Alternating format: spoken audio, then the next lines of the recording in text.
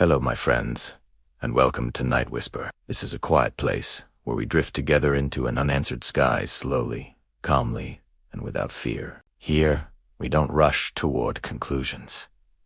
We listen, we observe, and we let the mystery breathe. If these stories bring you a sense of calm or keep you company through the night, you're always welcome to stay with us. Subscribing gently helps this space grow, and it allows more quiet minds to find their way here. You can also leave a soft, like if the story helps you relax, unwind, or feel less alone beneath the night sky. And if any thoughts rise as you listen, you are welcome to share them in the comments below. In 1948, a young military fighter pilot took off on what should have been a routine night flight over Fargo, North Dakota. He was a veteran, a man trained to keep his cool at 20,000 feet. But within minutes, he found himself locked in a deadly game of cat and mouse. For 27 terrifying minutes, Lieutenant George Gorman pursued a silent light that climbed vertically, turned aggressively, and appeared to react intelligently to his every move. Even today, nearly 80 years later, the Gorman Dogfight remains one of the most unsettling chapters in American aviation. Tonight, we strip away the redacted files and the decades of skepticism to uncover the mystery of what really happened in the quiet sky above Fargo. 1948 was a year of uneasy peace. America had survived the horrors of World War II, but the world didn't feel safe yet. The Cold War was a growing shadow, and the sky, once a place of triumph, was becoming a place of suspicion. This was the era of the Foo Fighters and the Roswell incident. The public was starting to wonder, is someone else up there? Enter George Gorman. He wasn't a conspiracy theorist. He was a 25-year-old second lieutenant in the North Dakota Air National Guard. He was disciplined, sharp-eyed, and experienced. On the night of October 1st, he was flying a P-51 Mustang, the Cadillac of the skies. To understand why this story matters, you have to understand the P-51. It was a beast of a machine. It could hit speeds of over 400 miles per hour and maneuver with a grace that few other planes could match.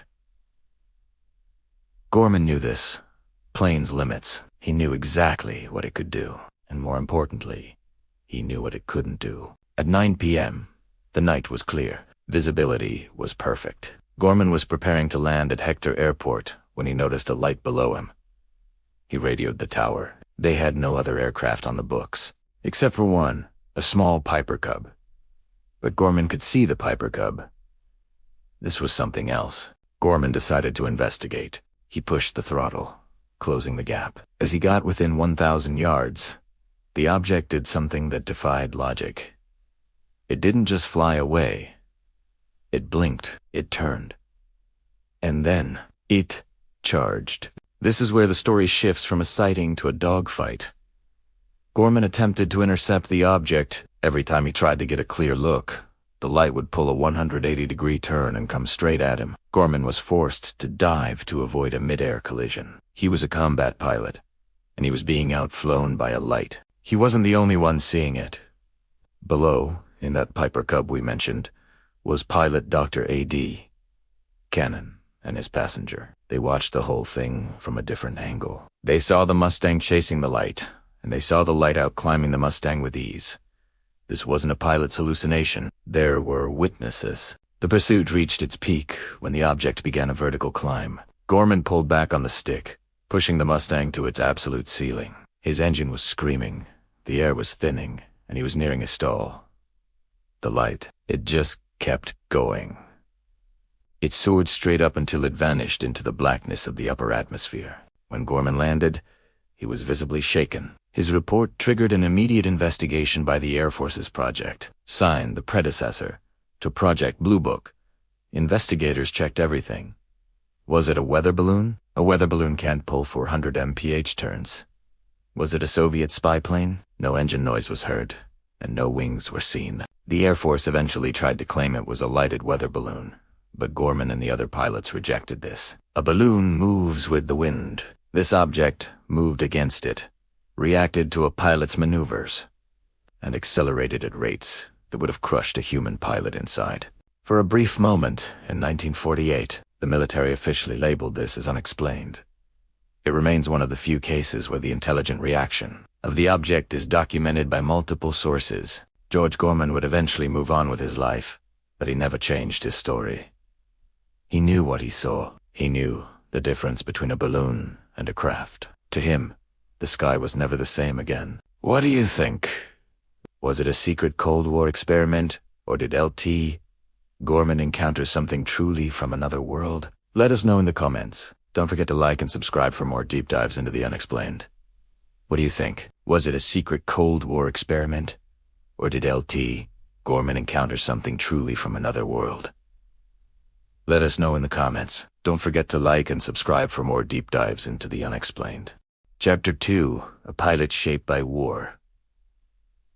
Long before Lieutenant George F. Gorman ever saw the strange white light above Fargo, the sky had already changed him. War does that to people, especially to young men who learn far too early that survival can depend on a single decision made in only a few seconds. By 1948, George Gorman was just 25 years old, yet there were already memories inside him that most people would never fully understand. Memories built from roaring engines, military discipline, sleepless tension, and the cold awareness that the sky could become deadly without warning. Two civilians watching airplanes from the ground, fighter pilots often looked fearless, calm, confident, almost untouchable. But the truth was more complicated. Pilots carried fear with them constantly. The difference was that they learned how to function beside it. And during World War II, young aviators matured quickly because they had no other choice. The world Gorman grew up in had transformed almost overnight. One moment, America had been a country struggling through the final years of the Great Depression. The next, it was pulled into the largest war in human history. Factories shifted from building cars to building bombers. Teenagers became soldiers, and boys who once dreamed about flying suddenly found themselves preparing for combat high above foreign skies.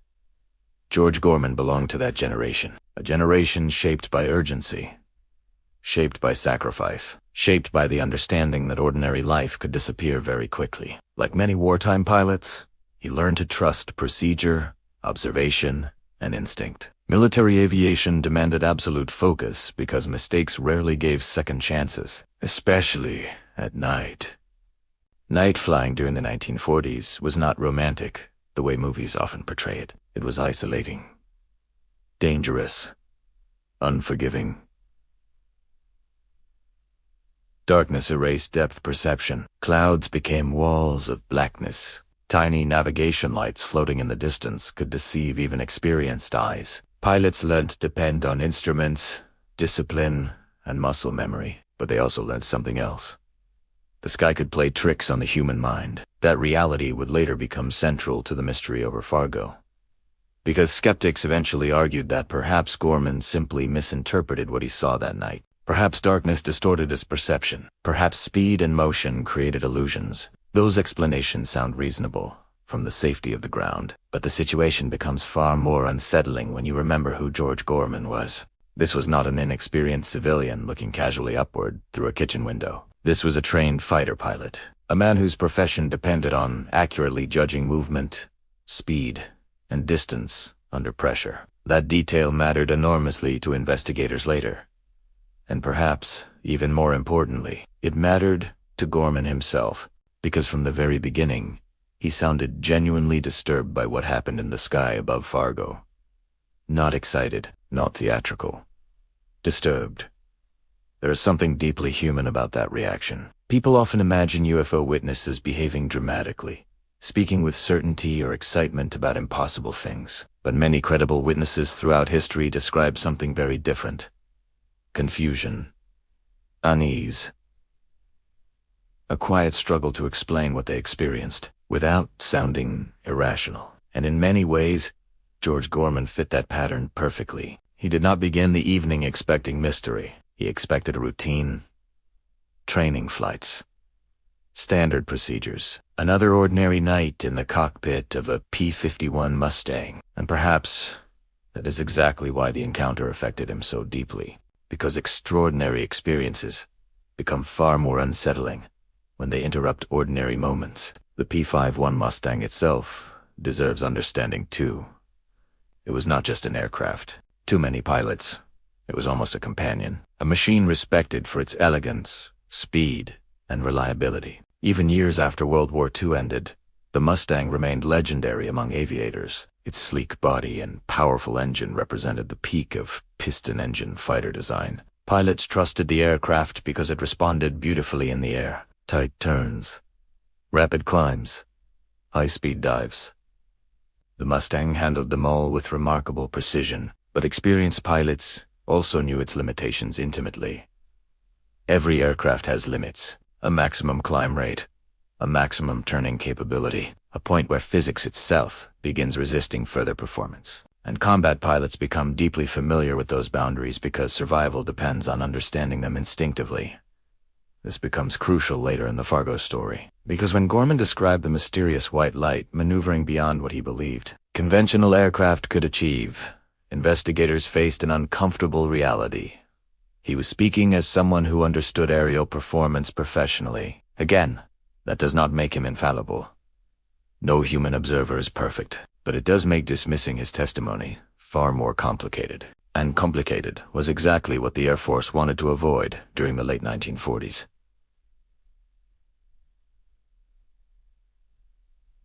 America already felt nervous enough.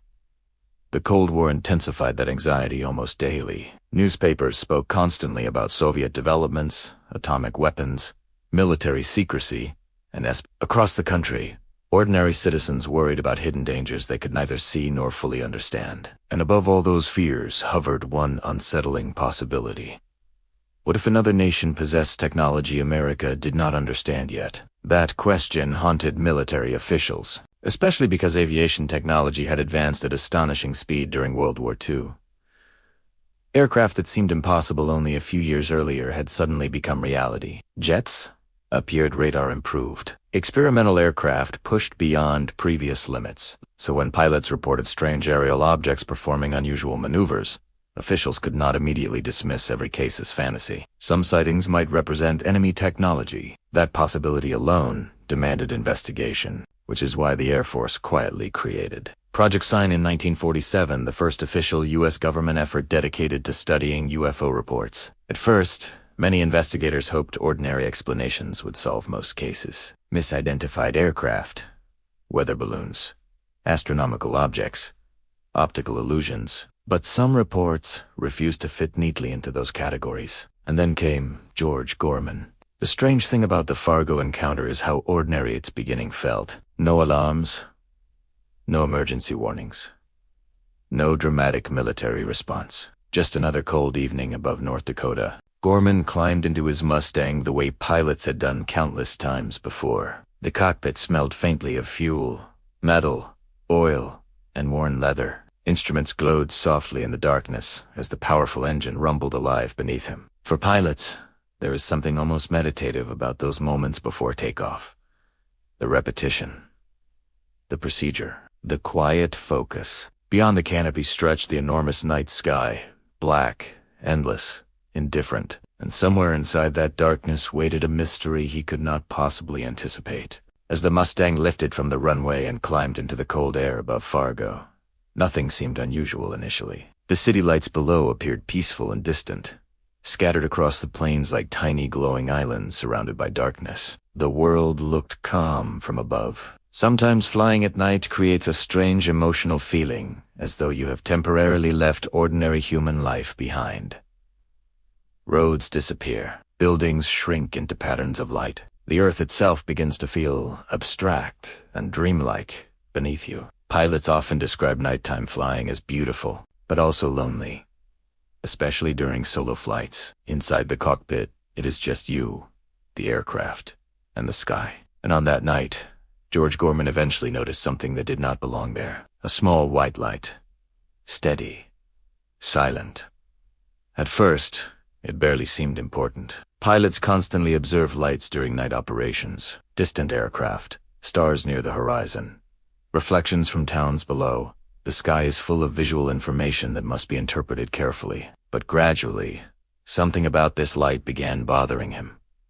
Its movement, its position, its behavior. The object did not blink like normal aircraft lights. It did not drift naturally like a star near the horizon. And as Gorman adjusted his course, the object appeared to respond. That detail slowly transformed curiosity into concern. Because once a pilot begins believing an object is reacting intelligently, the emotional atmosphere changes completely. The encounter no longer feels passive.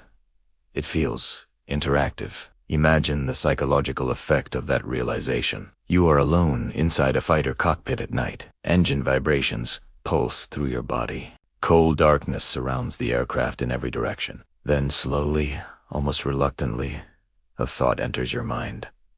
What if this thing knows I am here? Human beings instinctively react to awareness. We are wired to notice when something appears to notice us back. That instinct kept our ancestors alive for thousands of years.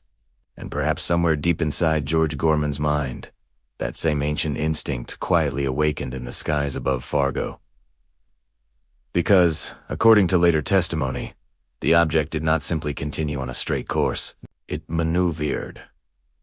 Whenever he adjusted direction, it appeared to respond. Whenever he climbed, it moved. The closer he attempted to approach, the more elusive the light became. At some point, the encounter stopped feeling accidental, and that realization deeply unsettled him. Years later, many people would debate whether the object truly behaved intelligently or whether darkness and perception merely created that impression. But inside the cockpit during those 27 minutes, the experience felt very real to Gorman. That emotional truth matters, because regardless of what the object ultimately was, balloon, illusion, unknown aircraft, or something stranger, the psychological experience itself profoundly affected the pilot chasing it. And perhaps that is one reason the Gorman Dogfight survived in public memory while countless other UFO stories faded away.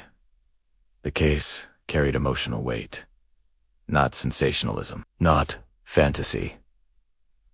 Something quieter, a feeling of genuine uncertainty. The uncertainty of a trained observer confronting something he could not confidently identify. And uncertainty can linger inside people far longer than certainty ever does. Eventually, Gorman attempted a classic interception maneuver, trying to predict the object's path so he could force a close visual pass. Fighter pilots train extensively for such maneuvers.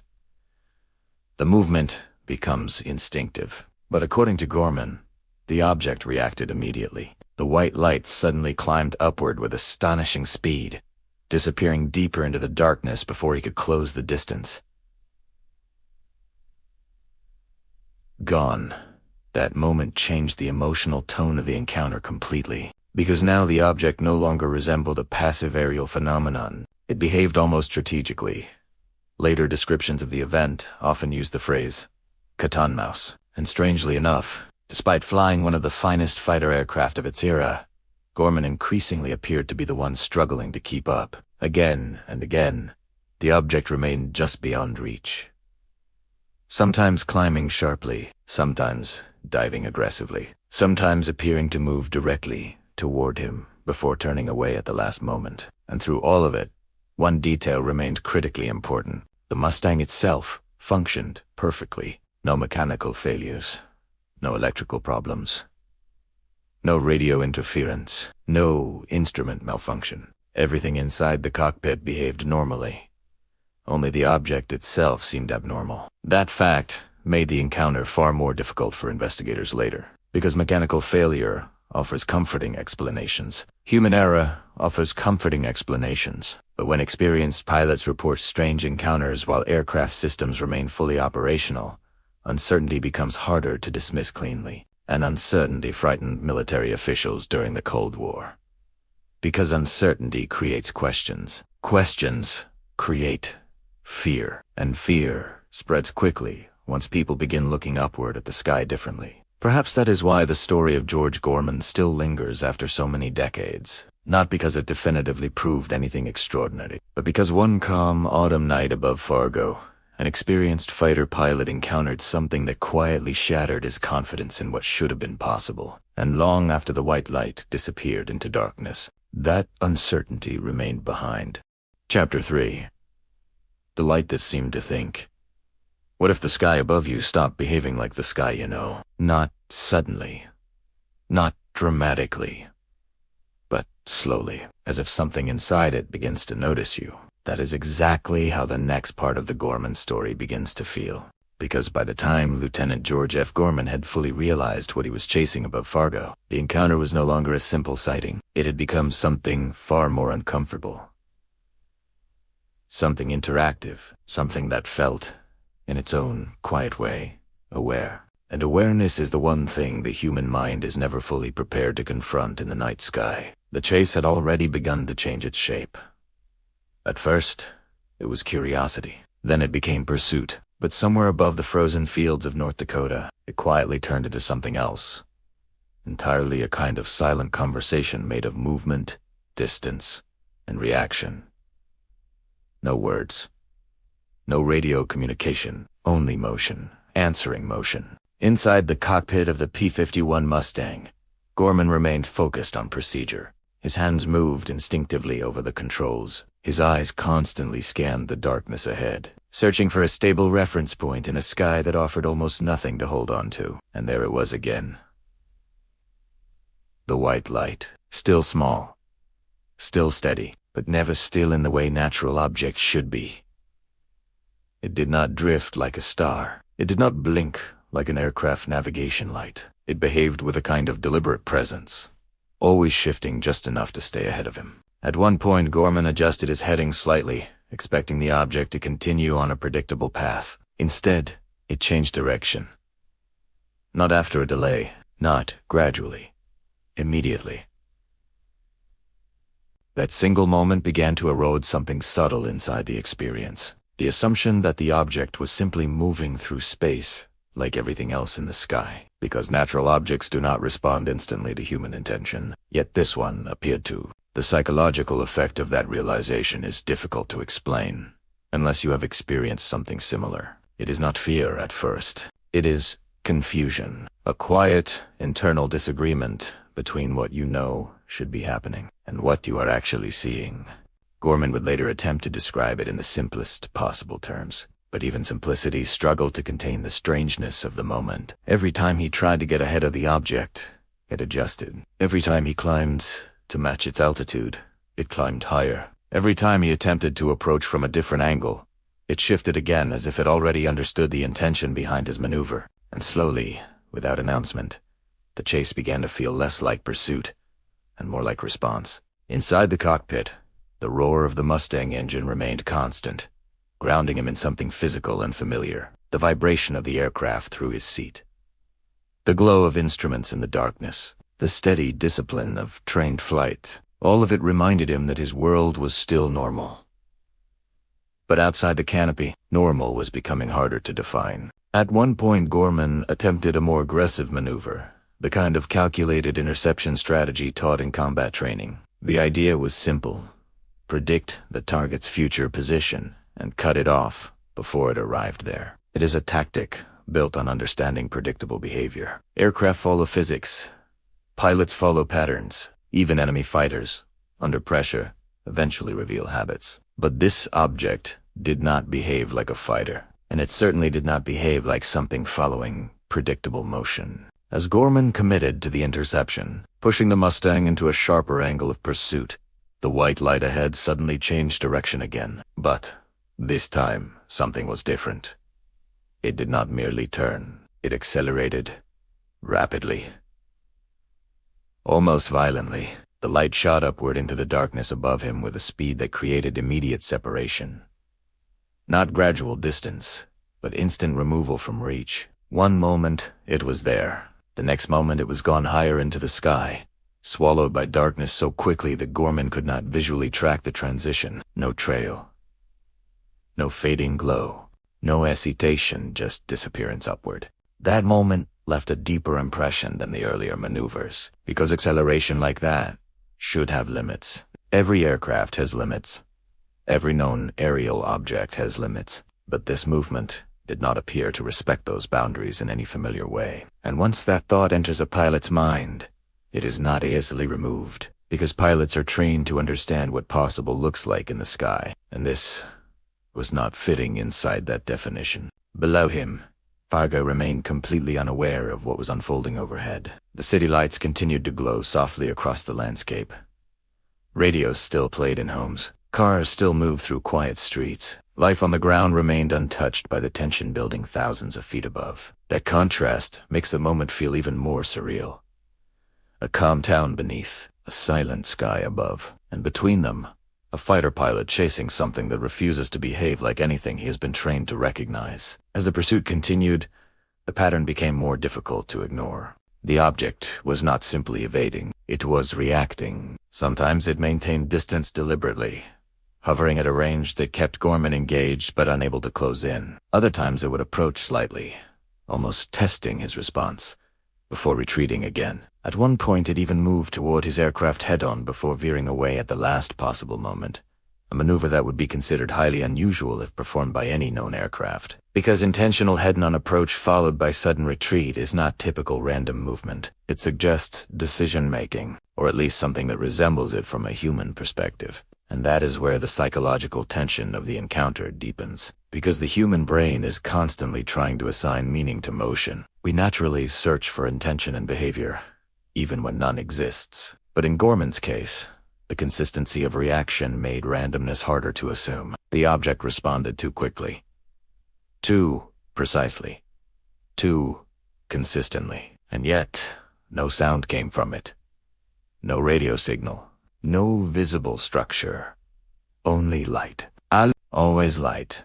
A single glowing presence in the darkness that refused to reveal its nature. Inside the cockpit, Gorman reported no mechanical issues. The Mustang continued operating perfectly. Engine performance remained stable. Instruments showed no anomalies. Radio communication remained clear. There was nothing wrong with the aircraft, which left only one variable in question, the object itself. At some point during the chase, the emotional weight of the situation began to shift subtly. Not into panic, but into something quieter. A growing awareness that the normal rules of aerial engagement were not applying in this situation. It is one thing to chase an unknown object. It is another thing entirely to feel that the object is engaging with you. That distinction becomes the heart of the Gorman Dogfight, because the moment an encounter feels reciprocal, it stops being just observation. It becomes interaction. And interaction implies intelligence, or at least behavior that mimics it closely enough to challenge human interpretation. As minutes passed, the encounter stretched on longer than typical training expectations would allow for casual pursuit. Time itself began to feel slightly distorted inside the experience. Not because anything physically changed, but because repetition creates psychological pressure. Turn. Respond. Climb. Respond. Approach. Retreat. Again and again, a pattern without resolution. At one point, Gorman reportedly attempted to break off and reposition, possibly to regain a better tactical advantage or reassess the situation. But even that did not simplify things. The object remained present, not lost, not gone. Still there, still active in the same region of sky, as if maintaining awareness of his position even when he adjusted his own movement. That idea, whether literal or perceptual, is what made the experience increasingly difficult to categorize later. Because if the object was not simply being chased, but also tracking the chase itself, then the encounter was no longer one-directional. It was mutual, and that raises questions that extend beyond aviation, beyond physics, into something far more uncertain. Eventually, the pattern reached another turning point. Gorman attempted once more to close distance, using a refined approach angle, trying to anticipate the object's movement more precisely than before. But instead of responding with a simple evasive turn, the white light executed something far more dramatic. It climbed sharply again. Faster than expected, steeper than seemed possible for any conventional aircraft of the era, and then it vanished upward into darkness once more, leaving no trace behind. No sound. No debris. No fading glow. Just absence. That sudden disappearance created a strange emotional silence inside the experience, because pursuit requires continuity, and when continuity breaks repeatedly, the mind begins searching for a different explanation altogether. Not just, what is it doing, but what am I actually seeing? Below, radar operators and observers at Hector Airport continued their routines, unaware of the full intensity of what Gorman was experiencing overhead. The Piper Cub witnesses would later confirm unusual lights, reinforcing the idea that something had indeed been visible in the sky that night. Multiple witnesses, multiple perspectives. A shared uncertainty forming across different viewpoints. And that is where the case becomes historically important. Because once multiple independent observers begin reporting similar anomalies, the incident stops belonging to a single pilot's experience. It becomes a shared puzzle, and shared puzzles attract investigation. Careful, structured, official investigation, which is exactly what began to form in the hours and days following the encounter. But before investigators could even begin analyzing data, one thing was already clear. Something unusual had occurred in the skies above Fargo. Something that did not fit neatly into expected categories. Something that left even experienced military personnel without immediate answers. And as Gorman finally ended his flight and began descending back toward the airfield, carrying with him the weight of a pursuit that refused to make sense, one question quietly began to form inside official reports. If it was not a known aircraft, and not a simple atmospheric illusion, then what exactly had been reacting in the sky that night? That question would soon pull the Air Force itself into the mystery, and the answers they would attempt to build would only deepen the uncertainty further. And as the aircraft landed and the sky fell silent again over Fargo, investigators on the ground began opening a case file that would soon change how the military viewed the unknown in the sky. Chapter 4. When the sky goes silent, the questions begin. What if the most important part of a mystery is not what happens in the sky, but what happens after the sky goes quiet? Because for Lieutenant George F. Gorman, the moment the white light vanished was not the end of the experience. It was the beginning of something heavier. Something slower. Something far more uncomfortable. Silence returned over Fargo that night like nothing had ever happened. The engines stopped roaring. The chase ended. The darkness above North Dakota went back to looking ordinary again. Stars, distance, stillness. But inside that stillness, something had changed.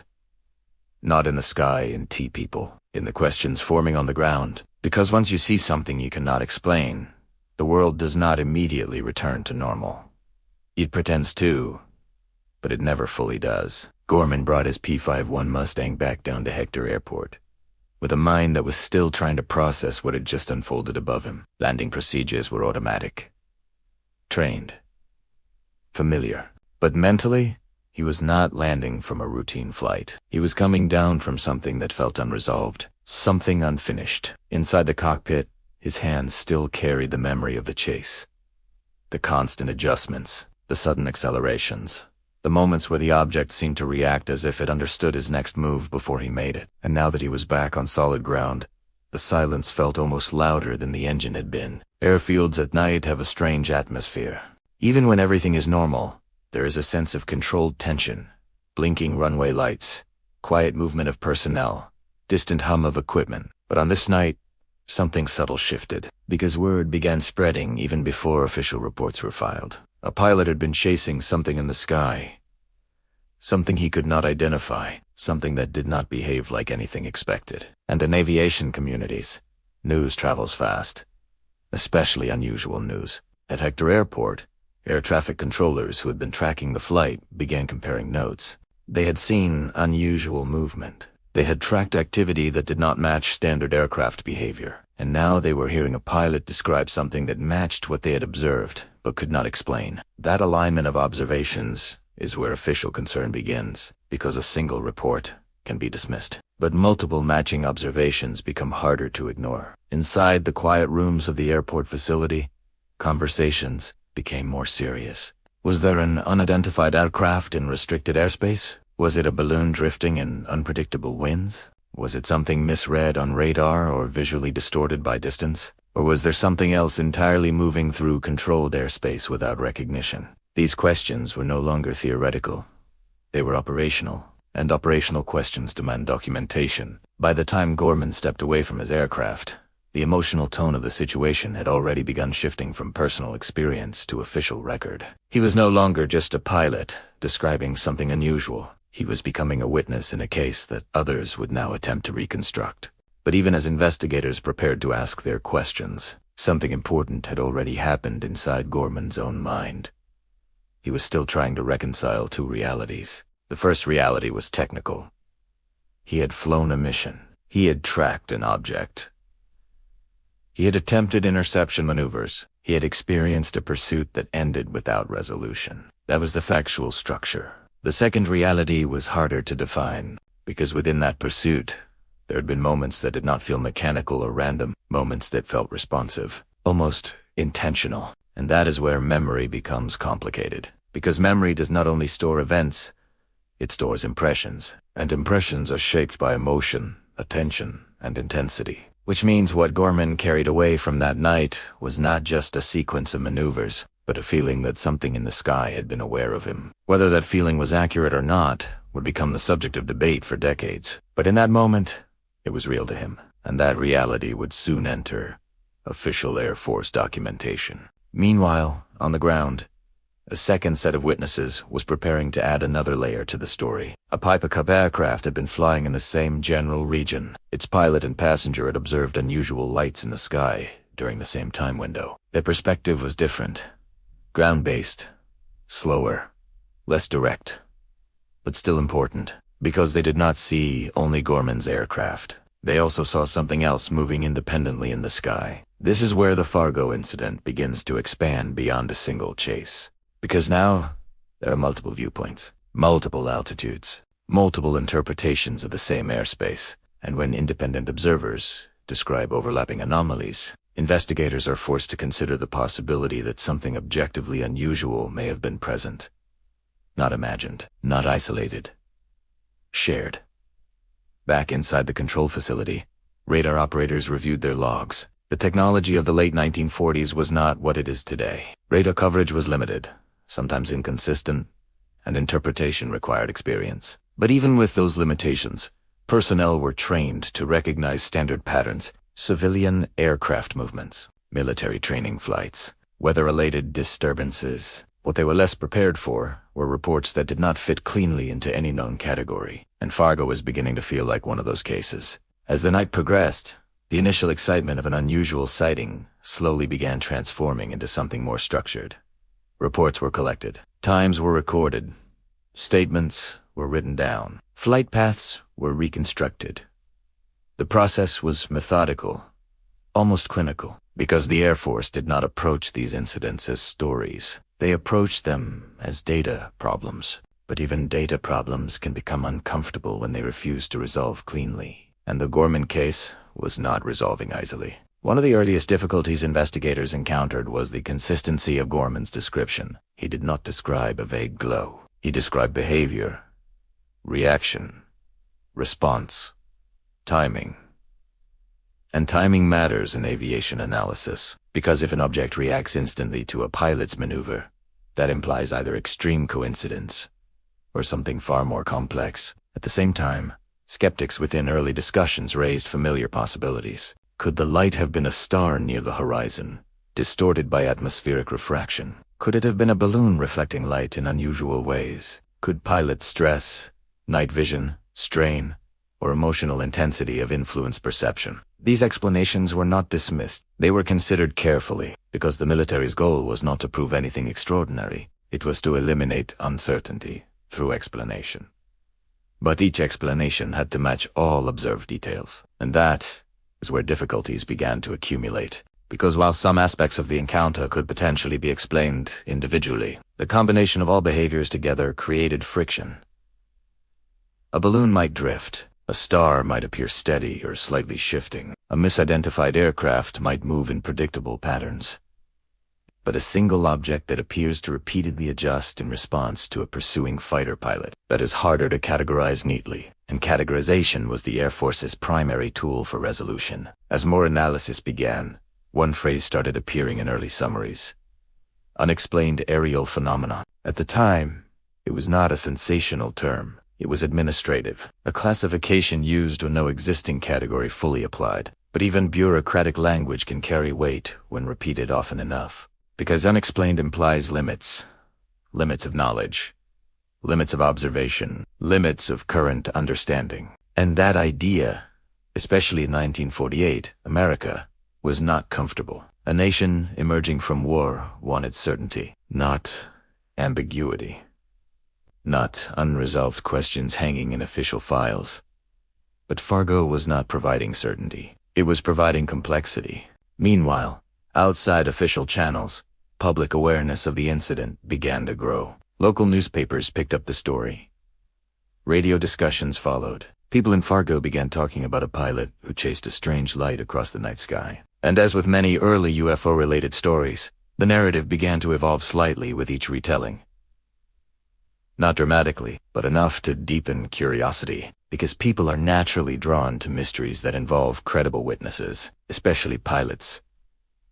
Pilots represent trust in observation, training in perception, discipline under pressure. So when a pilot reports something unusual, the public listens differently, more seriously, more attentively. Back inside military circles, discussions became increasingly focused on one central question. Was this a threat or a misunderstanding? Because in the early Cold War environment, even a misunderstanding could have strategic implications. Unidentified objects in controlled airspace were not just curiosities. They were potential security concerns. And that is what pushed the Fargo case into formal investigation territory. Project Sign analysts began assembling the full file. Every statement, every timing detail, every environmental factor, every witness account. The goal was not speculation. It was reconstruction. To rebuild the night as accurately as possible and determine whether a conventional explanation could survive scrutiny. But as more pieces were added, something subtle began to emerge. Not clarity, but tension. Because the more complete the picture became, the harder it was to compress into a single, simple explanation. And that is often how long-term mysteries begin. Not with dramatic evidence, but with small inconsistencies that refused to align. As the investigation deepened, one realization quietly settled in. Whatever Gorman had encountered, it had behaved in a way that required explanation beyond standard assumptions. And that realization would ensure the Fargo incident did not fade quietly into history. Instead, it would become one of the earliest structured UFO investigations in American military records. But even as analysts worked through data on the ground, one unresolved detail remained at the center of everything. A trained fighter pilot had spent 27 minutes chasing something in the sky that seemed to respond to him. And no one yet had a definitive answer for what that meant. And as Project Sign opened its official investigation files, the Air Force began turning a single night over Fargo into one of the earliest and most carefully studied UFO cases in American history. Chapter 5. The file that shouldn't have been uncertain. Some cases begin as reports, but a few rare cases begin as problems. And the Gorman Dogfight quietly crossed that line the moment it reached military desks in the days after, October 1st, 1948. Because once the paperwork started moving, the encounter stopped belonging to a single night over Fargo. It became something else, a file. A question sitting inside a government system that was not designed to handle uncertainty without forcing it into explanation. And that is where the story changes tone. Not in the sky, but on the ground, where people try to translate the sky into words, charts, and categories. Inside the early Air Force investigative structure, every unusual sighting had to go through a process. Witness statements were collected, flight logs were examined, weather conditions were checked, radar records were reviewed where available. The goal was simple: reduce uncertainty until only one explanation remained. That was the method. That was the expectation. But Fargo did not cooperate with that expectation. The first official challenge was consistency. George Gorman's report did not shift dramatically between retellings. That in itself mattered. In many cases, witness accounts evolve over time. Details change. Emphasis shifts. Memory blends with interpretation. But in this case, the core description stayed remarkably stable. A small white light, reactive movement, sudden vertical climbs, unpredictable positioning, and most importantly, the sensation that the object seemed to respond to interception attempts. Investigators noted this carefully. Because consistency does not prove accuracy, but it does reduce the likelihood of exaggeration, and that made the case harder to dismiss lightly. At the same time, analysts began reconstructing the environment of the encounter in detail. Night flying conditions over North Dakota, altitude ranges, visibility levels, aircraft performance limitations, even the psychological conditions of prolonged night observation. Because in military investigation, context is everything. An object is never evaluated alone. It is evaluated within the system around it, and that system includes human perception, aircraft capability, atmospheric effects, and operational stress. The P-51 Mustang itself became part of that analysis. On paper, it was a known quantity. Engine performance was well documented. Climb rates were recorded. Turning behavior was understood by pilots across the Air Force. It was not an experimental aircraft. It was reliable, predictable, which is exactly why Gorman's testimony carried weight. Because if an experienced pilot says something is moving beyond known performance limits, investigators cannot ignore that claim without scrutiny. Still, skepticism remained present inside early discussions. One of the first alternative explanations considered was misidentification of a balloon. Weather balloons were common in that era. They were used for atmospheric measurement, sometimes released at night, and occasionally equipped with reflective material or small lights. Under certain lighting conditions, especially at distance, they could appear unusual, even dynamic, especially when viewed from a moving aircraft. But here is where the tension begins to form. Because while a balloon can drift, it does not actively accelerate. It does not perform sudden vertical climbs. It does not appear to adjust its movement in response to a pursuing fighter. At least, not in any known physical sense. So investigators were left balancing two competing ideas: a simple explanation that did not fully match behavior, and a complex observation that did not fit known categories. This is the exact point where many historical UFO cases become stuck, not in evidence, but in interpretation. Meanwhile, another layer of analysis focused on human perception itself. Night vision is notoriously unreliable in aviation. The human eye adapts slowly in darkness. Distance estimation becomes distorted. Bright points of light lose reference context, making motion appear exaggerated or misleading. And when a pilot is actively maneuvering at speed, the brain is simultaneously processing multiple streams of sensory input: instrument readings, spatial awareness, engine feedback, and visual tracking. Under those conditions, even highly trained observers can experience perceptual distortion. This is not a flaw in training. It is a limitation of biology, and military investigators understood that well, so they considered it seriously. Could Gorman have misjudged distance? Could rapid movement of the aircraft itself have created the illusion of reactive motion? Could atmospheric perspective shifts exaggerate perceived acceleration? These questions were valid, necessary, even, but each explanation had to survive contact with the full set of reported behaviors. And that is where the difficulty remained, because no single conventional explanation comfortably accounted for all observed elements at once. Not the reaction-like timing, not the vertical movement, not the repeated repositioning behavior, and certainly not the duration of the engagement. Nearly 27 minutes of sustained interaction. That length matters more than it might seem, because brief sightings can be dismissed as momentary misinterpretation. But prolonged observation introduces repetition, and repetition creates pattern recognition, even in uncertain conditions. As the file grew, investigators also examined secondary witnesses more closely. The Piper Cub aircraft reports became increasingly important. Two civilian observers had independently described unusual lights in the sky during the same time frame. Their perspective was different from Gorman's. Lower altitude, less speed, more stable observation, but they still reported anomalies. That overlap reinforced one key conclusion.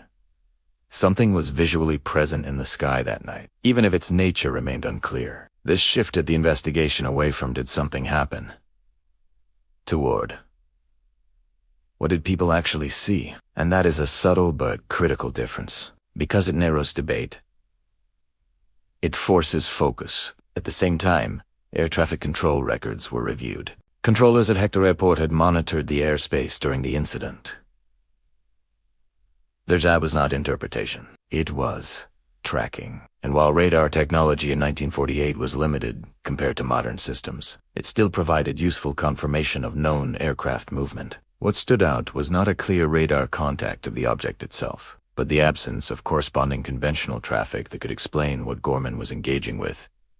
That absence is important, because in structured airspace, unidentified movement usually leaves at least indirect traces, flight plans, communications, secondary confirmations. But here, there was a gap, a space in the data where something was described, but not clearly classified. Inside Project Sign, analysts began compiling everything into a formal case structure. This was not yet a public narrative. It was internal documentation, carefully written summaries, chronological reconstructions, preliminary assessments. And in that environment, language becomes extremely precise. Words like unknown, unidentified, and unexplained are not dramatic. They are technical designations, but even technical language can reveal something important. The system does not yet have a category that fits the data, and that realization slowly began shaping internal discussion around the Gorman case. Because if standard categories fail, then investigators must either expand categories or challenge assumptions. At this stage, Project Sign did not jump to extraordinary conclusions. There was no official suggestion of non-human technology. No dramatic claims. Instead, the tone remained cautious, analytical, but increasingly uncertain. Then came the turning point in classification. After reviewing all available evidence, early Project Sign documentation labeled the case as unexplained. That single word became one of the most significant aspects of the entire Fargo incident. Not because it solved anything, but because it admitted something unusual had occurred that could not yet be categorized. And in bureaucratic systems, that kind of admission is rare, because it carries consequences. Once something is officially unexplained, it remains open. It does not close cleanly. It does not disappear into a neat explanation file. It stays active in the background of analysis. Waiting, reassessment becomes possible. And with reassessment comes public interest. Although initial reports were internal, news of the incident gradually began to surface in civilian channels. Local newspapers in North Dakota reported on the strange aerial pursuit. The idea of a military pilot chasing an unknown light captured attention quickly. Radio programs discussed it in broader conversations about flying saucers, a term already circulating heavily in American media after 1947. Public imagination was already primed. Kenneth Arnold's earlier sighting had introduced the phrase into national vocabulary. Roswell had added mystery and speculation. And now Fargo added something else. A trained military pilot describing sustained interaction with an unidentified object. That combination made the story especially powerful, because it did not rely on distant witnesses alone. It came from inside the system, from someone trained to operate within it, and that is why skepticism and belief both grew simultaneously. Some people dismissed it as misidentification. Others saw it as potential evidence of something unknown. But the Air Force found itself in a more complicated position, because regardless of interpretation, the case could not be ignored. Not due to public pressure alone, but due to internal uncertainty, and uncertainty, in military contexts, demands attention. So even as public discussion expanded, internal analysis continued quietly. Weather balloon theories were refined, flight reconstruction was revisited, witness reliability was assessed, but no version fully resolved all elements of the case. And as each explanation was tested, one pattern became increasingly clear.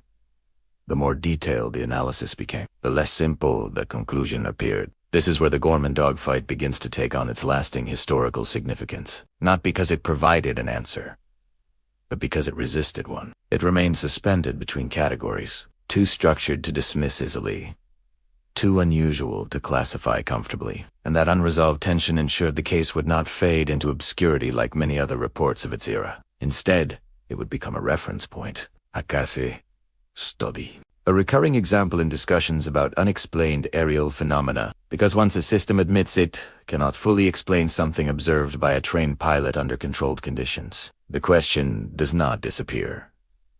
It evolves, and eventually, it returns. In new forms, in new eras, with new terminology. And that is exactly what would happen decades later when the idea of unexplained aerial phenomena returned to public discussion again. But in 1948, none of that future context existed yet. All that existed was a file, a growing collection of reports, and a single unresolved question sitting quietly at the center of it all. What exactly had been moving through the skies above Fargo that night, and why did it behave as if it was responding to pursuit? That question would not be answered here, not yet, because the investigation was only entering its deeper phase, and what investigators would attempt next would push the case into even more complicated territory. And as Project Psi began comparing Fargo with other early sightings across the United States, investigators started noticing patterns that suggested the Gorman Dogfight might not be an isolated incident at all. Chapter 6. When one case becomes a pattern, what if Fargo was never the beginning of the mystery, but only the moment someone finally looked closely enough to notice it? Because once the Gorman Dogfight file began circulating inside Project Psi, something subtle started happening in the background of the investigation. It wasn't a conclusion. It wasn't a breakthrough. It was something quieter. A comparison. Analysts began placing the Fargo incident beside other unexplained aerial reports from the same period, not because they were assuming they were connected, but because that is what structured investigation naturally does. It searches for patterns, and patterns, once noticed, are very difficult to ignore. At first, Fargo seemed unique, a fighter pilot. A clear night. A long-duration pursuit, a small white light, performing unusual maneuvers. But as files were reviewed, similar descriptions began appearing in other reports from different locations across the United States. Different witnesses, different states, different circumstances, yet strangely familiar descriptions. Small lights. Rapid movement, sudden acceleration. Unusual changes in direction that did not match expected aircraft behavior. Individually, each case could be explained away, or questioned, or left unresolved. But together, they created something more complicated. A pattern of uncertainty. Inside the Air Force investigation rooms, analysts were not thinking about mysteries in the cinematic sense. They were thinking in terms of data clusters. Repeated variables, overlapping descriptions, frequency of reports across time and geography. And what they began noticing was not a single, extraordinary event, but a recurring category of report that did not fit cleanly into known classifications. This is where the Fargo case started gaining quiet importance, because it was one of the few early incidents involving a trained military pilot actively pursuing an object in flight. That detail set it apart. Most UFO reports of the era were passive observations, lights seen from the ground. Objects described briefly from a distance, but Fargo involved interaction. Movement and response, action and counteraction. That elevated it from sighting to engagement in the eyes of investigators. Even though no one officially used that word in early documentation, as analysts compared reports, they began organizing cases into rough categories. Ground observations, aircraft sightings without pursuit, radar anomalies, and rare cases involving direct aerial interaction. Fargo sat at the edge of that last category, not because it proved anything extraordinary, but because it contained behavior that suggested responsiveness. And responsiveness, in military analysis, is a serious attribute, because it implies either intelligence or a system that behaves in a way that mimics intelligence closely enough to raise concern. At the same time, investigators remained cautious. They were aware of a critical problem. Human perception is not a recording device. It is interpretive. It reconstructs events after they occur. And under stress, especially in darkness, that reconstruction can be influenced by expectation, emotion, and environmental distortion. So every comparison required discipline. They could not simply connect cases based on similarity of language. They had to examine physical conditions, atmospheric data, aircraft type, altitude, timing, witness, training level, and even psychological stress factors. But even after applying those filters, something remained. A subset of reports that resisted easy categorization, and Fargo was consistently referenced in those discussions because it had two unusual strengths: multiple witnesses and a trained military observer. That combination mattered, not because it guaranteed accuracy, but because it strengthened credibility in a system designed to evaluate reliability. Meanwhile, Within the Fargo case itself, investigators revisited Gorman's testimony with increasing attention to detail. One of the key points of analysis became the timing of responses. How quickly did the object adjust when Gorman changed direction? Was there a measurable delay, or did the reaction appear nearly immediate?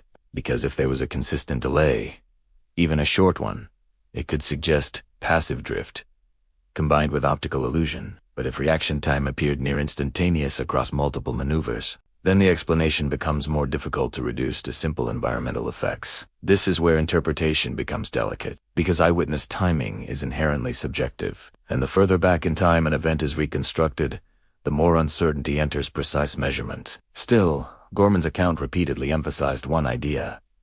The object seemed to respond almost as soon as he adjusted his own trajectory. Whether that was exact or perceived is where debate would later settle, but at the time of investigation, it was a serious point of consideration. Another focus was the object's vertical movement. Several reports described rapid climbing behavior that appeared unusual compared to known aircraft capabilities of the late 1940s. Analysts examined known performance limits of contemporary aviation technology. Jet aircraft were emerging, but still limited in availability and operational context. Balloon behavior was well understood. Atmospheric phenomena, like reflections and optical distortions, were also considered. Yet none of these categories comfortably explained sudden, repeated vertical acceleration combined with directional responsiveness. So investigators did what they always do in such cases. They tried to break the event down into smaller components. If the whole cannot be explained, can the parts be explained individually? A light source, a moving object, a perception of acceleration, a possible misjudgment of distance, a possible illusion of reaction. But even when separated, the combination of factors still produced discomfort, because the Fargo incident was not just about one strange movement. It was about sequence, a chain of actions that seemed to respond to each other in real time, and sequence is much harder to dismiss than isolated anomalies. As this analytical work continued, something else began to emerge in internal discussions.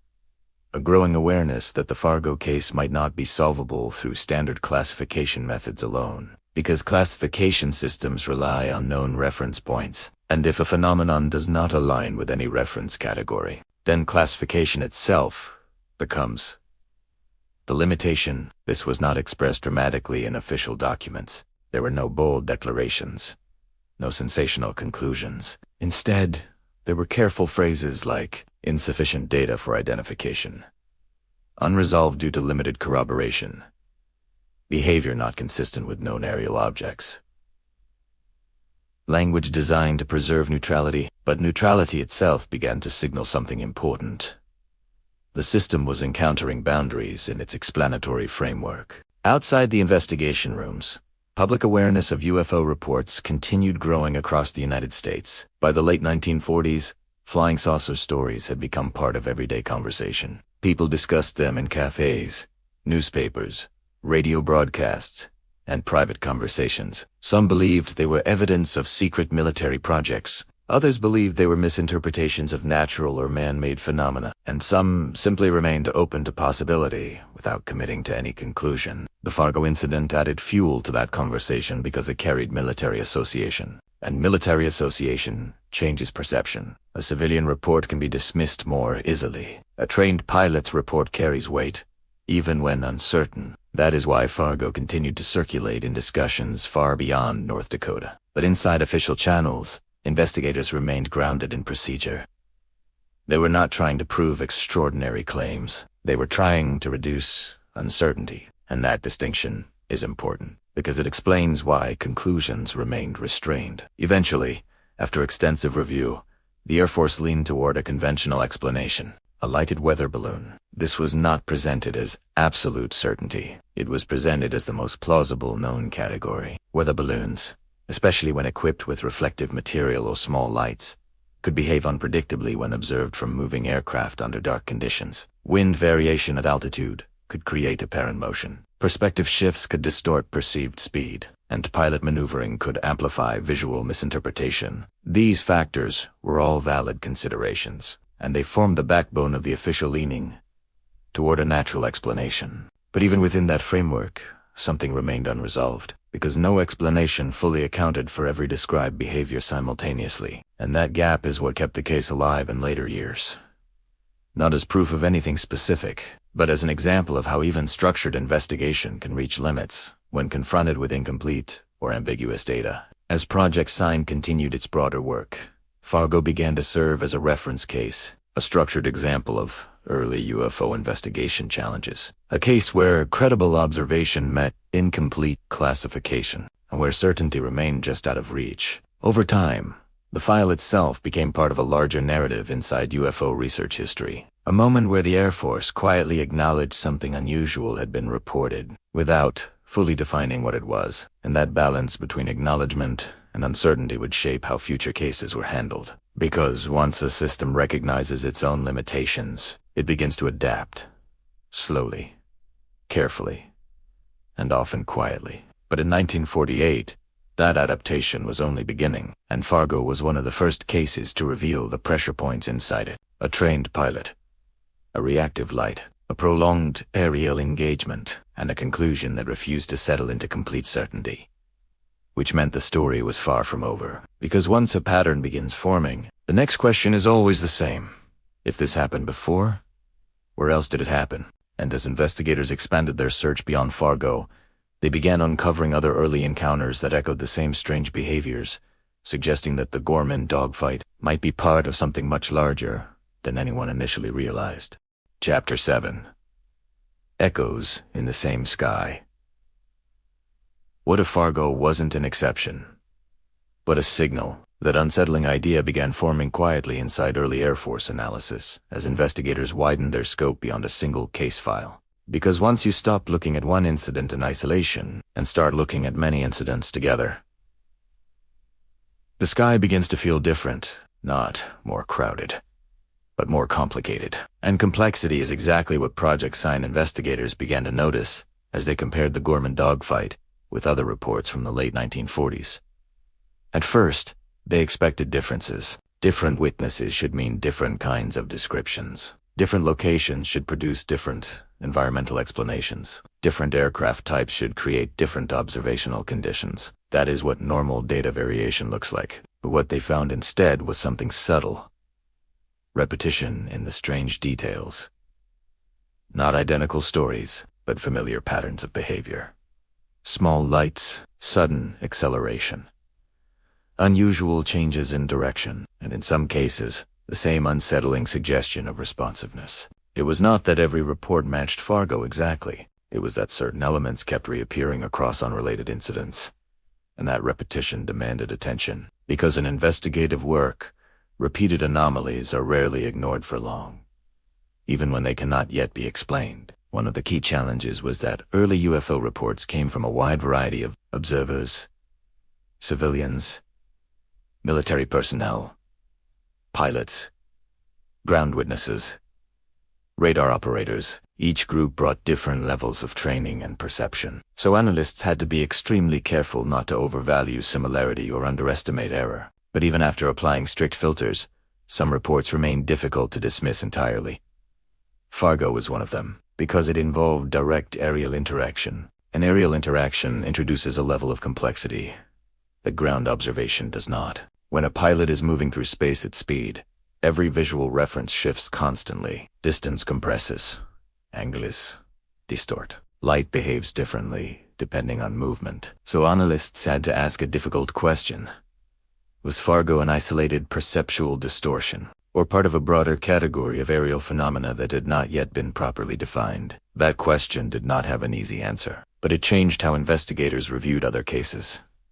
Instead of asking, is this real or not, they began asking something more structured. Does this behavior fit any known category of aerial activity? And increasingly, some reports did not. In several archived cases from the same era, investigators found descriptions of small luminous objects performing abrupt directional changes. Not always identical in detail, but similar in structure. A point of light, observed motion, sudden acceleration or directional shift, and then disappearance, sometimes observed from aircraft, sometimes from the ground, sometimes by radar. Each case had its own uncertainties, but the pattern of movement descriptions began to feel familiar. And familiarity in investigative work can be both helpful and dangerous. Helpful because it allows grouping of data. Dangerous because it can create assumptions before evidence is complete. So Project Sign maintained caution. They did not declare a unified phenomenon. They did not propose a single explanation. Instead, they documented similarities while preserving uncertainty. But behind that caution, something was changing. The perception of UFO reports was slowly shifting from isolated curiosities to a potential category of unresolved aerial behavior. Fargo played a central role in that shift, because it was one of the few cases where the object was not just observed, but actively engaged with. That distinction matters deeply in analysis. Passive observation suggests environmental or misidentification causes. Interactive behavior suggests something more complex, even if that complexity ultimately has a conventional explanation. Inside the Gorman case itself, investigators revisited the sequence of events again and again, not because they doubted Gorman's sincerity, but because sequence is where meaning is often hidden. The order of actions, the timing of responses, the correlation between pilot maneuvers and object movement. They tried to reconstruct the chase, moment by moment, turn by turn, climb by climb, adjustment by adjustment, and what stood out was not just the object's movement, but the consistency of reaction timing described by the pilot. If accurate, even approximately, it suggested a level of responsiveness that demanded explanation. But if distorted by perception, it could still produce a convincing illusion of interaction. That is the difficulty at the center of many UFO cases. They exist in a space between perception and physical verification, where human observation is real, but not always precise. As analysts struggled with this, they also examined environmental conditions across multiple cases. Night lighting, atmospheric clarity, aircraft speed, relative altitude differences, and how those factors could combine to produce visual distortions. In Fargo, conditions had been relatively clear, which reduced some environmental explanations, but did not eliminate perceptual uncertainty. Clear skies can still mislead the eye, especially at night, especially when observing small points of light against vast darkness. One of the more interesting findings was how often small light descriptions appeared across multiple reports. Not large objects, not structured craft with visible form, but compact points of illumination. This created an additional challenge, because small light sources are notoriously difficult to evaluate at distance. They can appear to move faster than they actually do, due to observer motion. They can shift position relative to reference points that are themselves unstable, and they can lose visual context entirely when the observer changes altitude or direction. So analysts considered whether a combination of distance, motion, and atmospheric effects could account for perceived erratic behavior. It was a reasonable line of inquiry, but it still left gaps. Because Fargo involved more than passive observation, it involved pursuit. And pursuit introduces another variable: intentional tracking. When an observer actively follows a target, perception becomes dynamic rather than static. Each movement by the observer changes the apparent motion of the object, which means interpretation becomes even more complex. This is where Fargo becomes particularly difficult to resolve cleanly, because it sits at the intersection of perception, motion, and expectation. An expectation is powerful. A pilot expects aircraft behavior to follow known rules. So when something appears to break those rules, the mind immediately tries to interpret it as something exceptional. That does not mean the perception is wrong. It means it is filtered through training and experience, and that filtering can amplify anomalies, not create them from nothing, but enhance their perceived significance. As these discussions continued inside Project Sign, a quiet realization began forming. The issue was not just what was being seen, it was how it was being categorized. The existing framework for aerial identification worked well for known objects: aircraft, balloons, celestial bodies, weather effects. But Fargo, and a few similar cases, seemed to exist in a category that resisted easy assignment. Not because they defied physics, but because they did not clearly match any single known category and combination of all reported behaviors. That distinction is subtle but important, because it suggests a classification problem, not necessarily a physical one. And classification problems often persist until better data or better models become available. Outside the analytical environment, however, the story was taking on a different life. In public discussion, Fargo was increasingly grouped with other early UFO encounters. Not always accurately, not always consistently, but enough to create a cultural memory of the event. A memory shaped by curiosity, by uncertainty, by the idea that something unusual had briefly appeared in the sky over America in the early Cold War years, and a trained pilot had been unable to fully explain it. That combination gave the story staying power, because it touched both authority and mystery at the same time. Authority in the form of military aviation, mystery in the form of unresolved observation. Together, they created a narrative tension that would continue for decades. Even as official analysis leaned toward conventional explanations, the Fargo case never fully disappeared from discussion. Instead, it remained suspended, neither fully confirmed as extraordinary, nor fully resolved as ordinary. And that is often where the most enduring historical cases reside.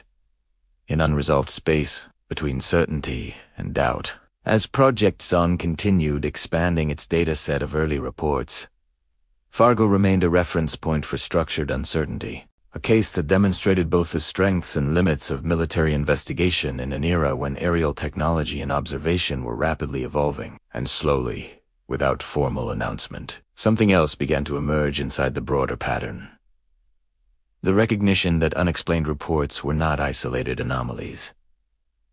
They were recurring events with shared characteristics, even if their causes remained unclear. This did not mean a unified explanation existed, but it did suggest that something in the data deserved continued attention, and Fargo remained at the center of that attention, because it combined three rare elements: a trained military pilot, a prolonged aerial engagement, and a perceived responsive object. Together, those elements made it one of the most referenced early cases in UFO analysis, not because it solved the mystery, but because it defined its shape. And as analysts prepared to move into broader comparisons across later cases and different investigative programs, one idea quietly persisted in the background of their work.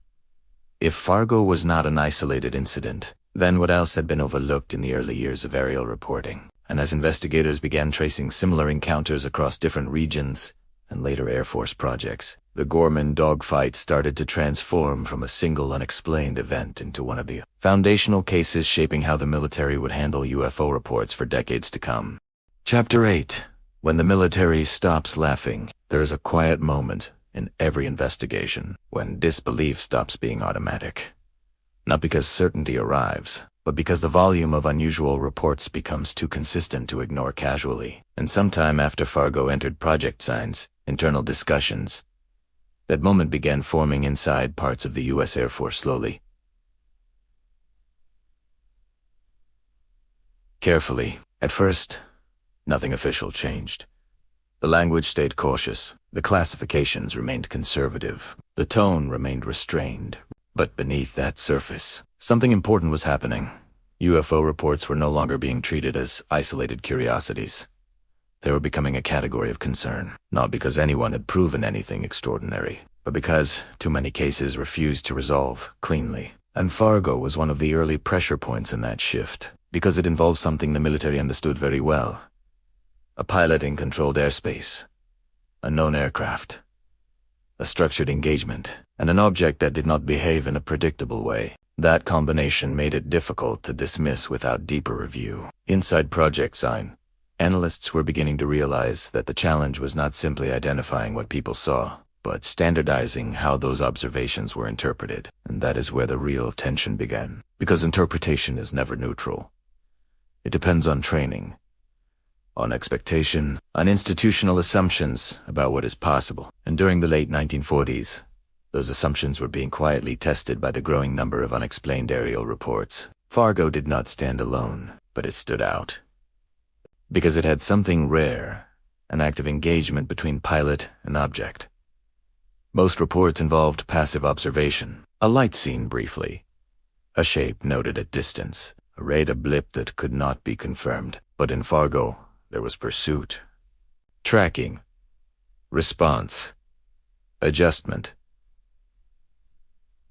And that created a different kind of analytical problem, because once motion becomes interactive, the interpretation becomes more complex. Investigators had to ask, was this truly interaction, or was it a sequence of independent movements being interpreted as connected due to timing and perspective? That question sits at the center of many early UFO analyses, and Fargo became one of the primary examples used in internal discussions. Meanwhile, outside classified environments, public awareness of UFO reports was expanding rapidly. By the late 1940s, the term flying saucer had already entered mainstream culture. Newspapers printed sensational headlines. Radio programs debated possibilities openly. Civilians began scanning skies more frequently, sometimes interpreting ordinary lights as unusual phenomena. This cultural environment created a feedback loop. More attention led to more reports. More reports led to more investigation. More investigation led to more classification challenges. And Fargo existed right at the beginning of that cycle. But inside the Air Force, the focus remained technical. Investigators were not trying to prove anything extraordinary. They were trying to reduce uncertainty. And uncertainty, in military systems, is treated as a problem to be resolved, not a mystery to be explored emotionally. So the Gorman case was broken down again and again. Each review focused on a different angle. Aircraft capability, environmental conditions, human perception, witness reliability, timing reconstruction. The goal was always the same. Find a conventional explanation that accounts for all reported behavior. If one exists, the case can be closed. If not, the case remains open, and Fargo resisted closure. One of the most persistent explanations considered was misidentification of a balloon. Weather balloons were widely used at the time for atmospheric measurements. They could be launched at night. They could reflect light unpredictably. And under certain conditions, they could appear to move in ways that seem unusual from a fast-moving aircraft. This explanation had advantages. It was simple. It required no unknown technology. It fit within known physical systems, but it also had limitations, because it struggled to account for the specific sequence of behaviors described in the Fargo encounter, especially the repeated impression of responsive movement. So investigators were left in a familiar position, a plausible explanation that did not fully match all details, and a detailed observation that did not fully align with known categories. This is where many unresolved cases remain indefinitely. Not because evidence is missing, but because alignment is incomplete. At the same time, analysts continued comparing Fargo with other reports emerging from different regions. They began mapping similarities, not as proof of connection, but as indicators of recurring patterns. And a pattern began to emerge around 3 recurring elements. Small, luminous objects, unusual movement behavior, and intermittent reports of apparent responsiveness. Not every case contained all 3 elements, but enough cases contained at least that analysts took notice. Fargo, again, remained central because it contained all 3 in some form.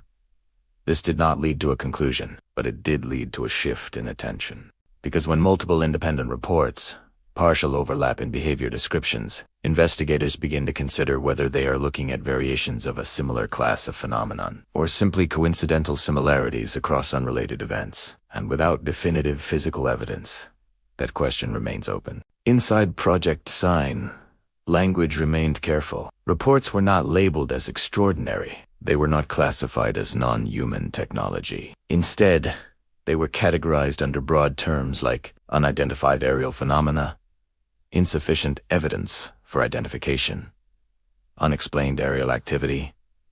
These terms were deliberately neutral, but neutrality itself can signal something important in bureaucratic systems: the absence of closure. The Gorman Dogfight file, meanwhile, continued to circulate internally as a reference case, not because it provided answers, but because it illustrated the limits of existing categories. It became a teaching example for analysts studying how to interpret ambiguous aerial data. A case where a trained pilot observed something unusual. Multiple witnesses contributed supporting observations. Environmental conditions were relatively stable, and yet no single explanation fully resolved the report.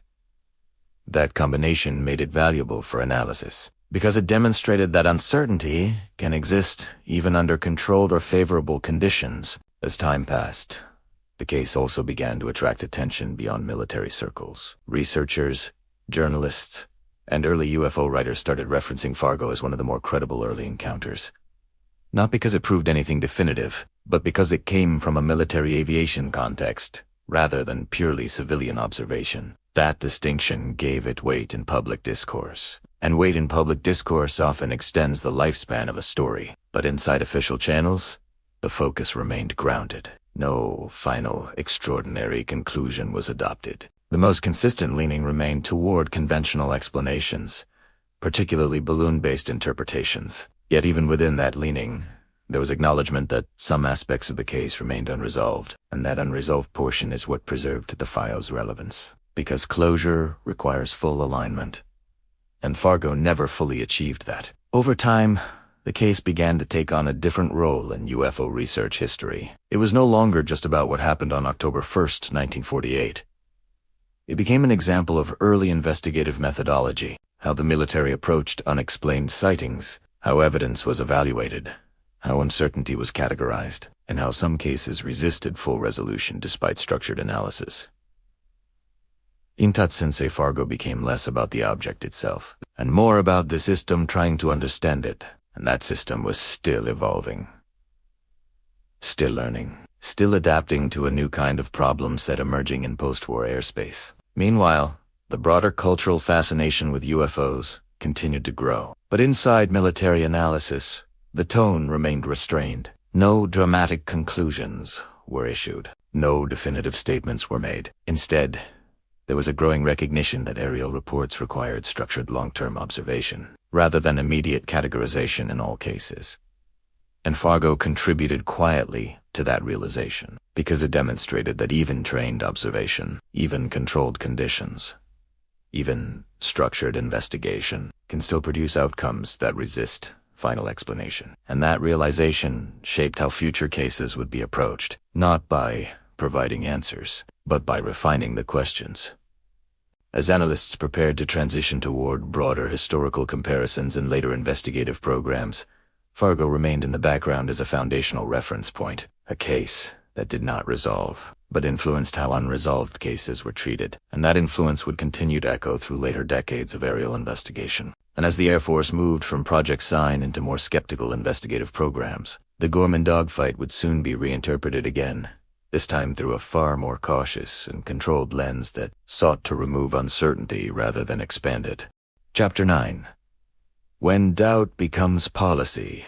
Some investigations don't end with answers. They end with changes in attitude. And for the early UFO programs inside the U.S. Air Force, that shift began quietly, almost imperceptibly, after cases like Fargo refused to settle into neat conclusions. By the time Project Sign was replaced by Project Grudge, something fundamental had changed. Not the data, not the reports, but the tone. Where Scene had leaned cautiously toward openness collecting, preserving, and occasionally entertaining broader interpretations, Grudge began moving in a different direction, a more controlled direction, a more skeptical direction, a direction shaped by one priority above all others, reducing uncertainty. And in that environment, the Gorman Dogfight was no longer just an unresolved encounter. It became a problem of interpretation management, because the military was not only dealing with strange reports in the sky, it was also dealing with what those reports meant to the public. And meaning, in the Cold War era, was powerful. A single unexplained incident could ripple outward, into newspapers, into radio discussions, into public anxiety, into speculation about foreign technology or unknown capabilities. So internally, the priority began to shift, not toward discovering the extraordinary, but toward finding the most stable, least disruptive explanation available, even if that explanation wasn't perfect, even if it left gaps. And Fargo sat directly inside that tension, because it contained something difficult to neutralize. A trained pilot's prolonged engagement with an unidentified light. That kind of detail is not easy to dismiss casually. So instead, it had to be reframed carefully, systematically, one interpretation at a time. Inside Grudge-era reviews, investigators returned again to familiar ground. Could the object have been a weather balloon? Could atmospheric conditions have distorted perception? Could relative motion between aircraft and object explain the apparent responsiveness? These questions were not new, but the framing around them had changed. Now they were not just analytical questions. They were closure tools. Each explanation was evaluated not only for accuracy, but for completeness. Could it fully account for every reported detail? If yes, the case could be closed. If not, it remained technically unresolved but often administratively categorized as explained anyway. This shift is subtle but important because it reflects how institutions manage incomplete knowledge, and Fargo became one of the early examples of this process in action. The balloon hypothesis, for instance, gained renewed attention during this period. It was simple. It was familiar. It fit within known operational activity of the time, and it required no expansion of scientific assumptions. From an administrative perspective, that made it attractive, but from an analytical perspective, it still carried tension. Because simplicity is not always completeness, and completeness is what investigators were still trying to achieve internally, even if policy trends were moving toward simplification. As the case was re-examined, the key challenge remained unchanged, reconciling the pilot's perception of responsive motion with the physical limitations of known objects. If the object was a balloon, its movement would be governed primarily by wind currents and atmospheric behavior. It would not accelerate abruptly. It would not climb vertically in the manner described. It would not intentionally adjust in response to an approaching aircraft, at least not in any conventional sense. So analysts began to emphasize another factor: perception under dynamic conditions. A moving aircraft observing a distant light is not a static observer. Every turn changes the geometry. Every climb alters the reference frame. Every acceleration shifts the perceived trajectory of objects in the distance. In such conditions, even a relatively stable object can appear to behave erratically, not because it is changing, but because the observer is. This line of reasoning became increasingly central in Grugera interpretations. It allowed investigators to preserve known physical models while still accounting for unusual reports, and it gradually became the dominant explanatory framework. But even within that framework, Fargo remained difficult to fully flatten into certainty, because the case included multiple observers, and multiple observers introduce another layer of complexity. At Hector Airport, air traffic personnel were monitoring routine operations. Their reports did not describe dramatic pursuit sequences, but they did note unusual lights and airborne activity in the general vicinity. Meanwhile, the Piper Cub pilot and passenger provided their own observations from ground level. Their perspective differed significantly from Gorman SA aerial engagement, and yet there was overlap in the existence of an unusual light source. This kind of multi-angle reporting is valuable in analysis, but also challenging, because each perspective is limited by position, motion, and environmental context. When combined, they form a broader picture.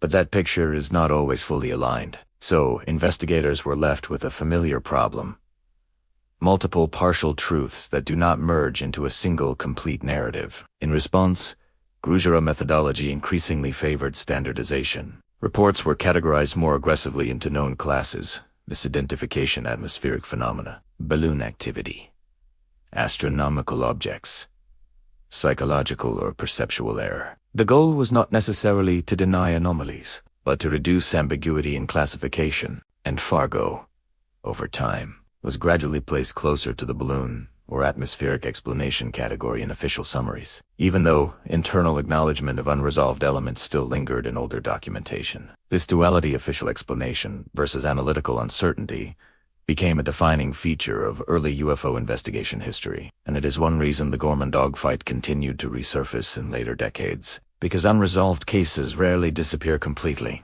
they simply change form.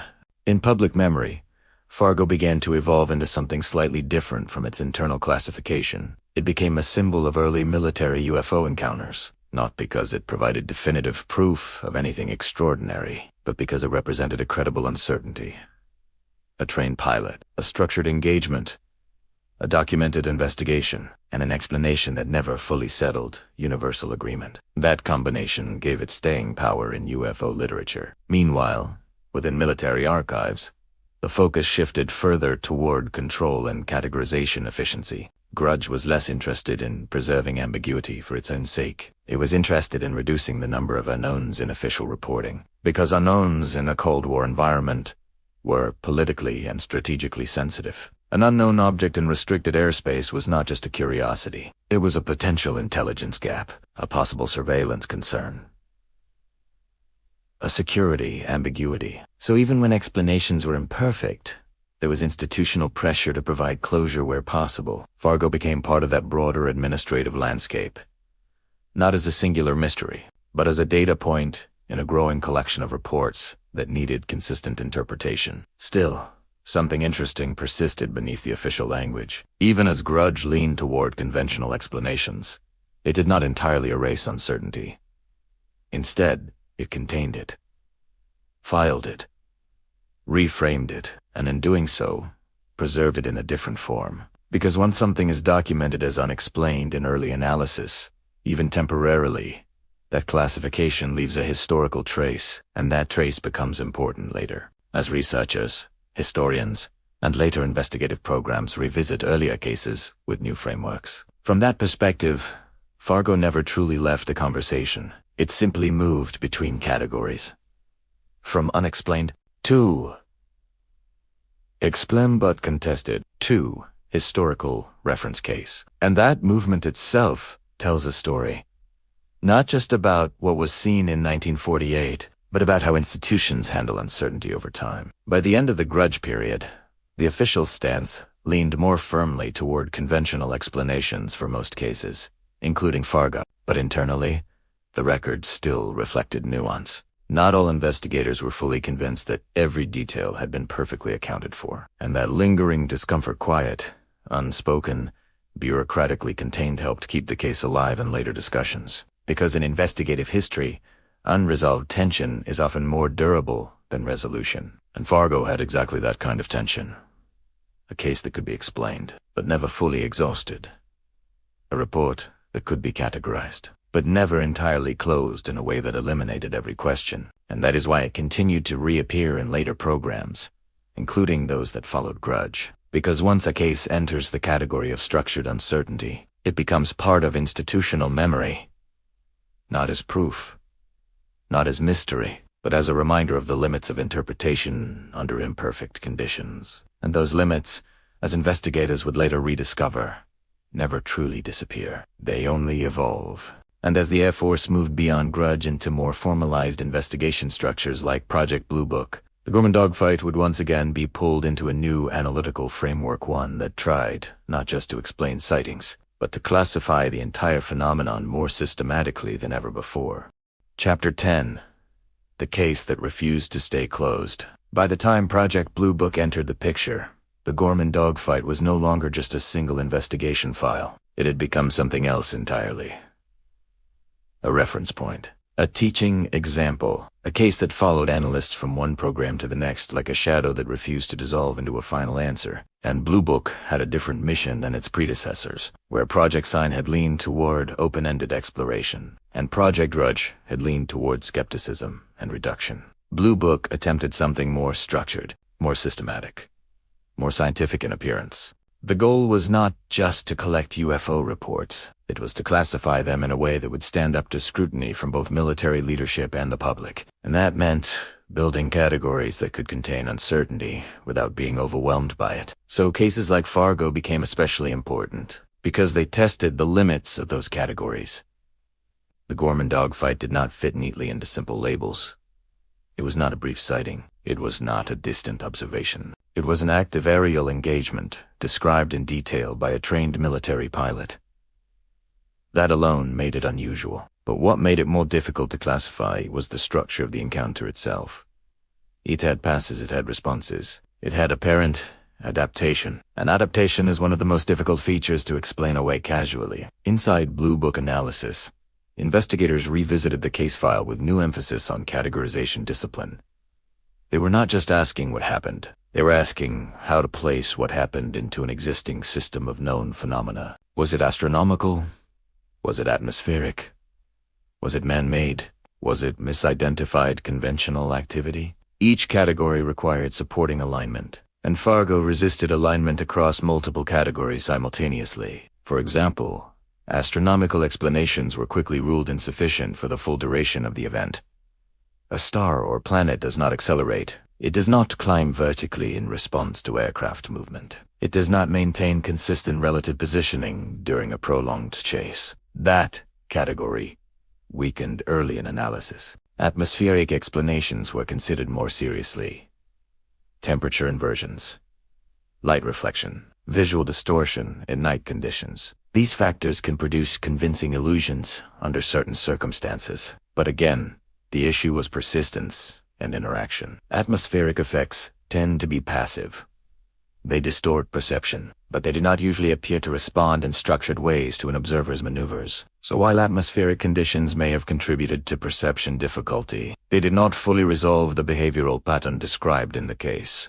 That left man-made explanations. And here, the analysis became more complex, because in 1948, military aviation technology was rapidly evolving.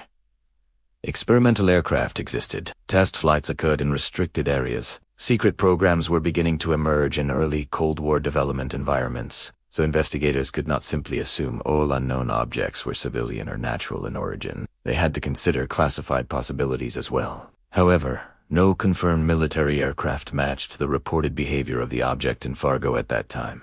No record of experimental flights in that airspace aligned with the timing or description of the encounter, so the classification remained open within that category as well. And finally, there was the balloon hypothesis. This remained the most frequently cited conventional explanation across early investigations. Whether balloons were common, they were visible at night, under certain lighting conditions. They were used extensively for atmospheric measurement programs, and they could be misinterpreted under dynamic observational conditions. But once again, Fargo introduced complications, because the object was not described as drifting passively. It was described as reacting, and reaction implies correlation. Correlation implies structure, and structure demands explanation beyond simple drift behavior. So even within Blue Book's more structured system, Fargo continued to resist full categorization. At this point, something subtle but important happened inside the analysis process. Investigators began to separate two questions that had previously been blended.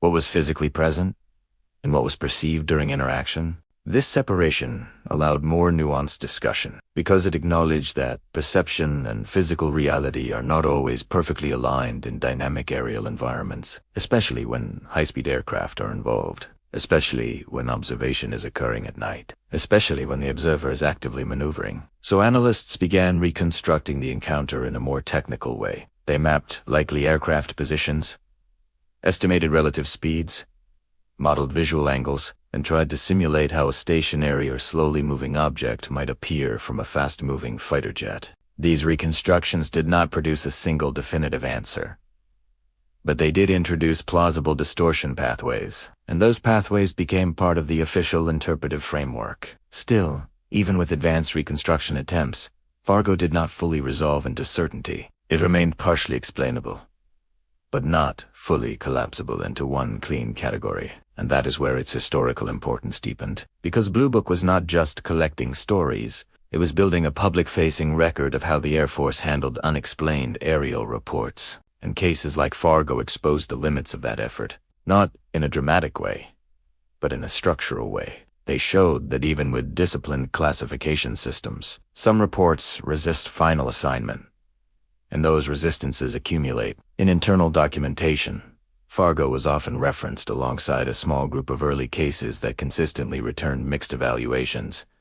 Not fully resolved, not fully extraordinary, not fully dismissed. This middle category, if it can be called, that became increasingly important in understanding how UFO data was being handled, because it revealed something subtle. Not all uncertainty disappears through analysis. Some of it is managed, filed, reclassified, revisited later when new frameworks emerge. Meanwhile, outside official circles, the Gorman Dogfight continued to grow in cultural significance. By the 1950s and 1960s, UFO literature had expanded dramatically. Authors collected military cases, pilots' testimonies, declassified summaries, And Fargo often appeared as one of the earliest credible encounters, not because it proved anything definitive, but because it carried institutional weight. A trained fighter pilot, an official investigation, multiple witnesses, a documented file. These elements gave it narrative strength in public discussions. Even skeptics acknowledged that Fargo was not easily dismissed as a casual misperception. But recognition of difficulty is not the same as acceptance of mystery, and that distinction kept the case balanced between opposing interpretations for decades. Inside the Air Force,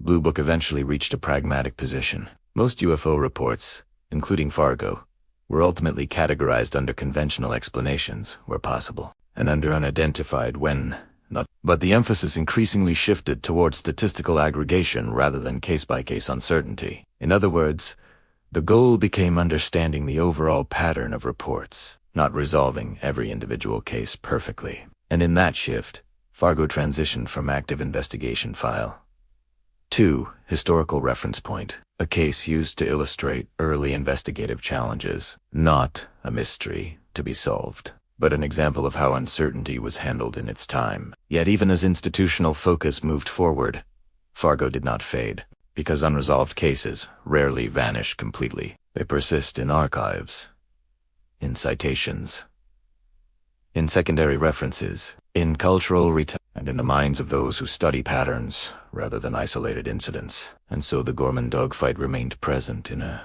quiet way. Not loud, not controversial in official channels, but consistently referenced in discussions about early UFO investigation methodology. And perhaps most importantly, it remained a reminder of something simple but profound.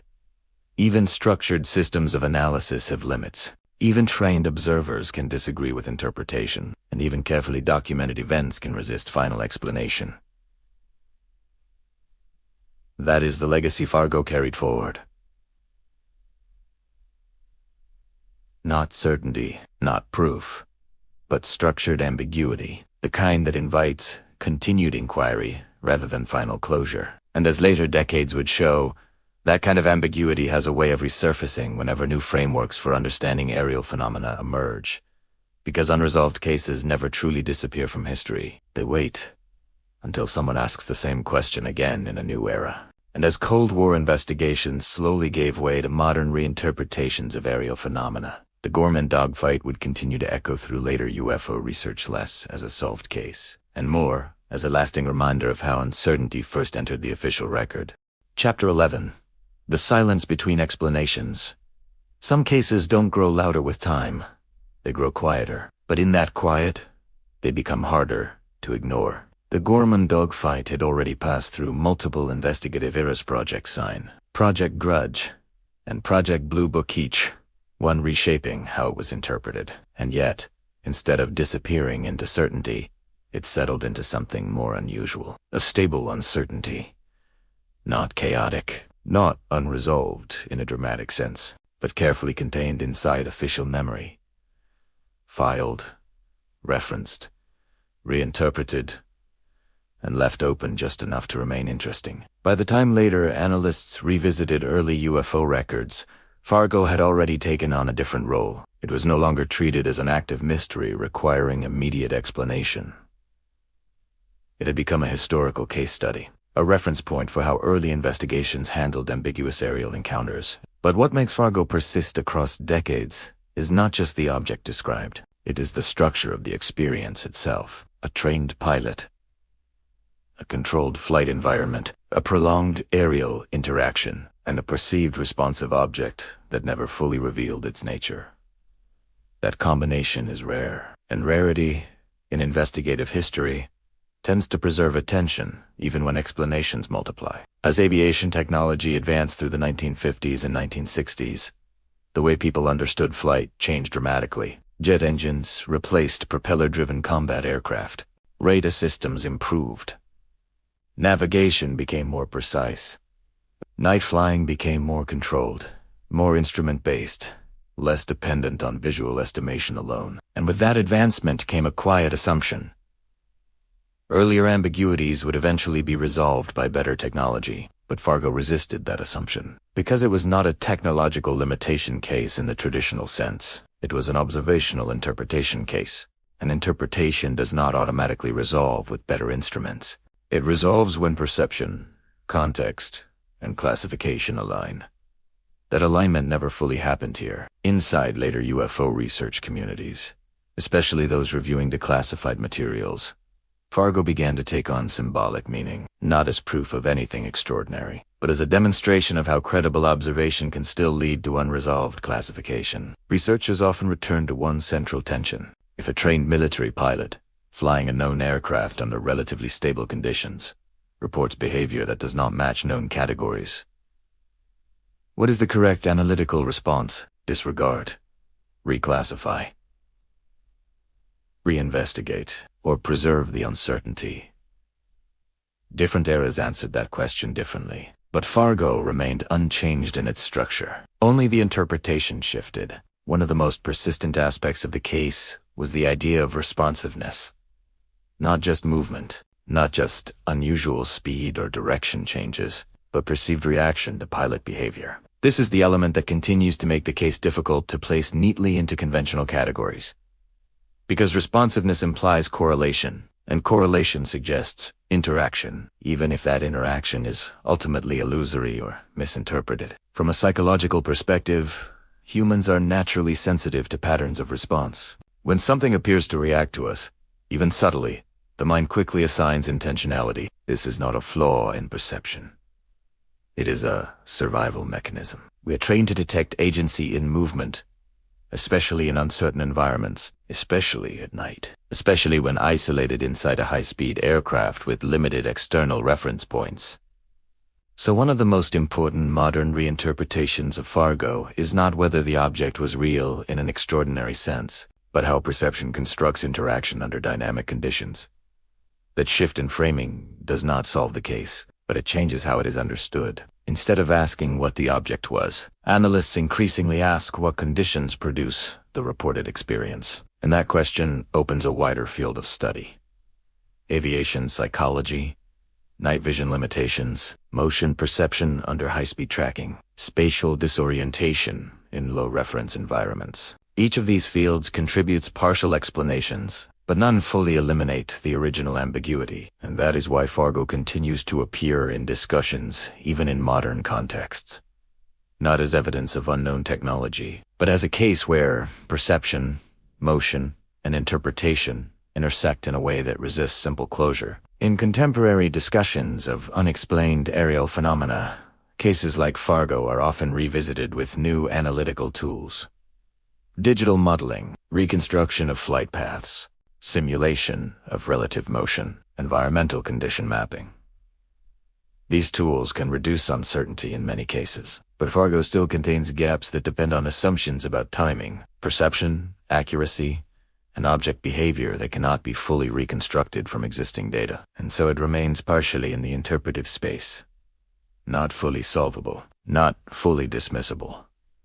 This is where its lasting significance lies, because it demonstrates something important about historical analysis. Not all cases are meant to be fully resolved by later generations. Some exist to illustrate the limits of available information. The Gorman Dogfight is often used in this way in academic and investigative discussions, not as proof of anything extraordinary, but as an example of early structured uncertainty in aviation reporting. A moment when military systems encountered a type of data that did not fit neatly into existing categories, and had to decide how to record it anyway. That decision to record without full resolution is what preserved Fargo in institutional memory. If it had been dismissed entirely, it would have disappeared. If it had been fully explained, it would have closed. But instead, it remained in between.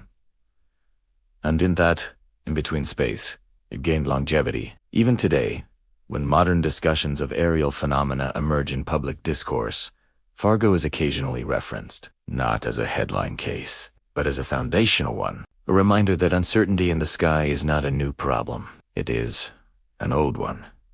One that has existed since the earliest days of military aviation, and one that continues to evolve as observation systems improve. But perhaps the most important legacy of the Gorman Dogfight is not technical at all. It is reflective. It forces a simple but uncomfortable question. How do we interpret credible experience when it does not align with expected categories? Do we trust the structure of classification? Do we trust the observer, or do we accept that some experiences exist temporarily outside full explanation? Fargo does not answer that question. It simply presents it, carefully, quietly, without dramatic resolution. A pilot in the sky, a light that moved in ways that did not fully conform to expectation, and a system of investigation that tried earnestly and repeatedly to make sense of it, but could not fully complete the picture. And so the case remains where it has always been.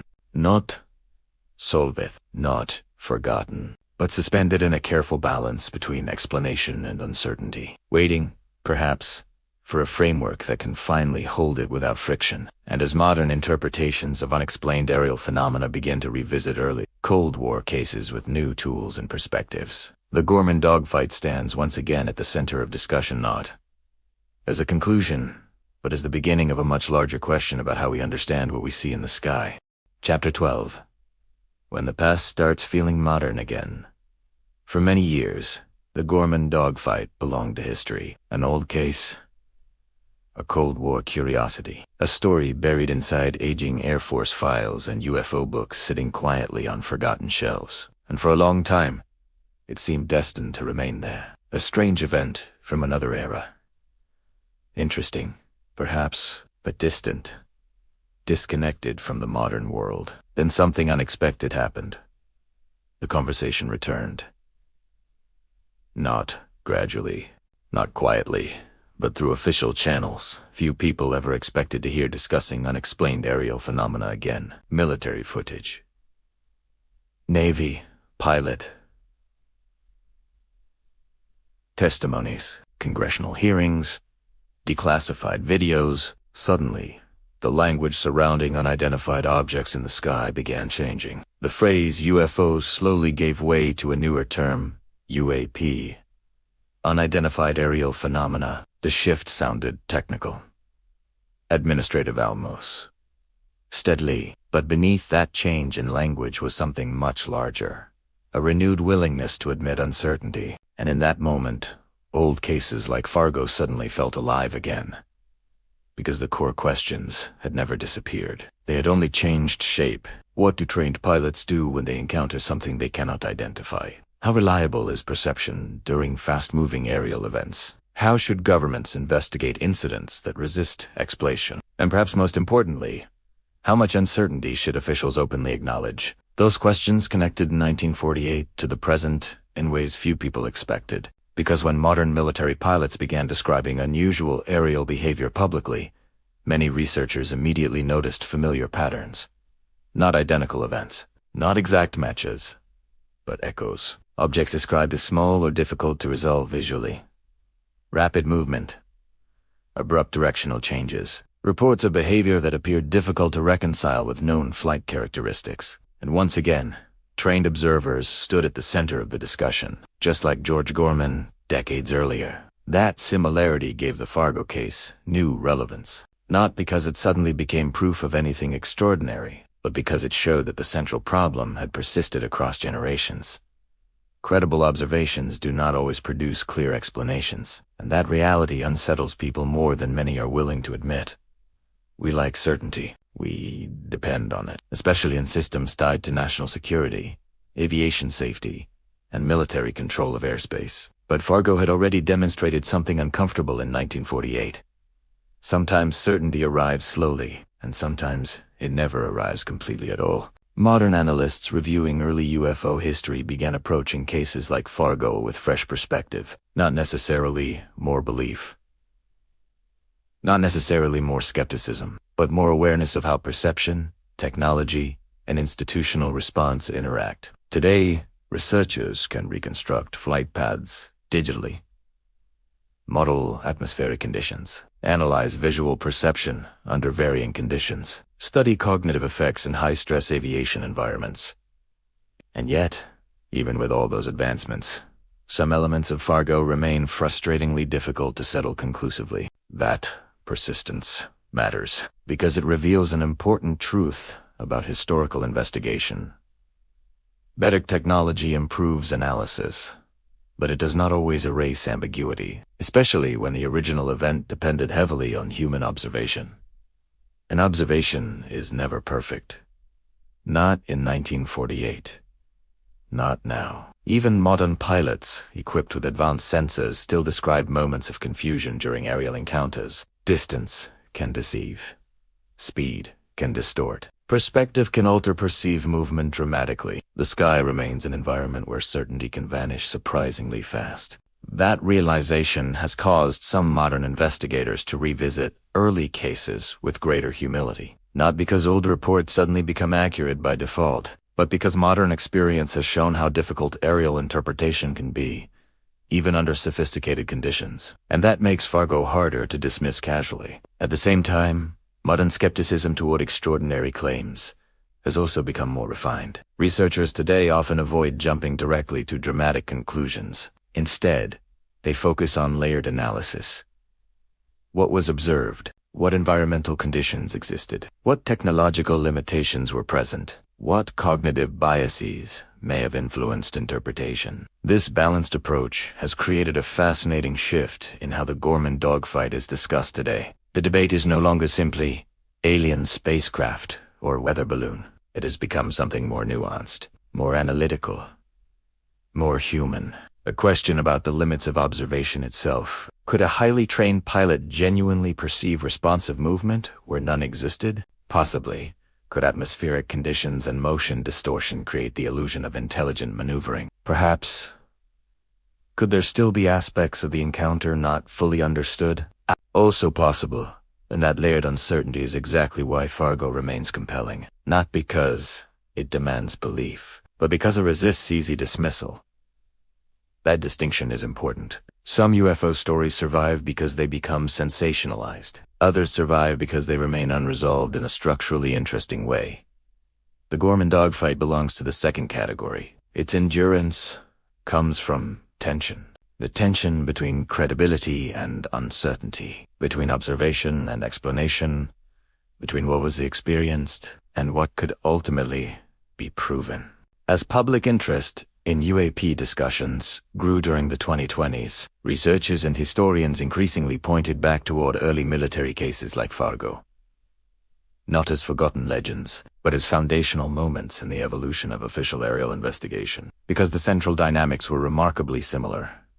Military witnesses, government analysis, public fascination, institutional caution, and the ongoing struggle to balance transparency with uncertainty. In many ways, the modern era simply reopened conversations that never fully closed after the late 1940s. And suddenly George Gorman's experience no longer felt isolated in history. It felt strangely contemporary. Imagine how surprising that would seem to investigators from Project Sign. The idea that more than 70 years later, governments would still be discussing unidentified aerial phenomena publicly, still debating classification systems, still struggling with the same core problem. How do you responsibly investigate something that remains partially unresolved? Because that is the heart of the Fargo case. Not the object itself, not the theories surrounding it, but the unresolved space between observation and conclusion. And perhaps that is why the story continues to endure emotionally. There is something deeply human about confronting uncertainty, honestly. George Gorman did not claim certainty. He described an experience. Investigators did not fully confirm extraordinary explanations, but neither could they erase every inconsistency. And the public, caught between skepticism and curiosity, carried the story forward through generations. That emotional continuity matters, because mysteries survive when they reflect larger human questions. Questions about perception, trust, fear, curiosity, and the limits of knowledge. The Gorman Dogfight touches all of those themes quietly, without spectacle, without dramatic declarations. Just a pilot, a light, and 27 minutes that refuse to settle comfortably into certainty. Even now, the image remains strangely vivid. A lone fighter aircraft moving through the darkness over Fargo. Cold night air surrounding the cockpit. A small white light ahead. Always just out of reach. Sometimes climbing, sometimes diving, sometimes appearing almost aware. And beneath the technical debates and historical analysis, that image still carries emotional weight, because it captures a universal feeling. The feeling of chasing, understanding, and never fully catching it.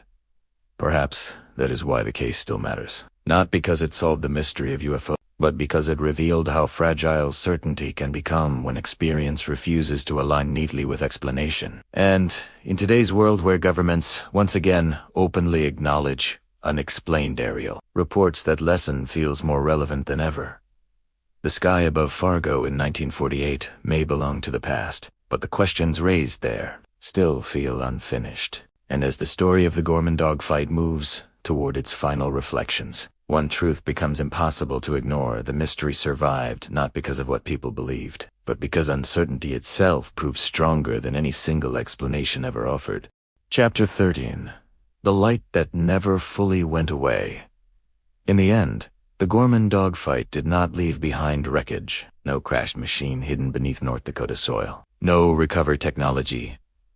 No final confession from the government. No dramatic revelation waiting quietly inside some classified vault. Instead, it left something far stranger. A question, and questions can survive far longer than answers. Especially the unanswered ones. On the night of October 1st, 1948, Lieutenant George F. Gorman climbed into the dark sky expecting an ordinary training flight. Nothing about the evening suggested history was waiting above Fargo. The city below moved through its normal rhythms. Families sat beside radios. Cars rolled through quiet streets. Air traffic controllers monitored routine communications through crackling headsets. Everything felt stable, familiar, predictable. Then a small white light appeared, and for 27 minutes, certainty began slipping away. That is what makes the Gorman Dogfight endure after so many decades.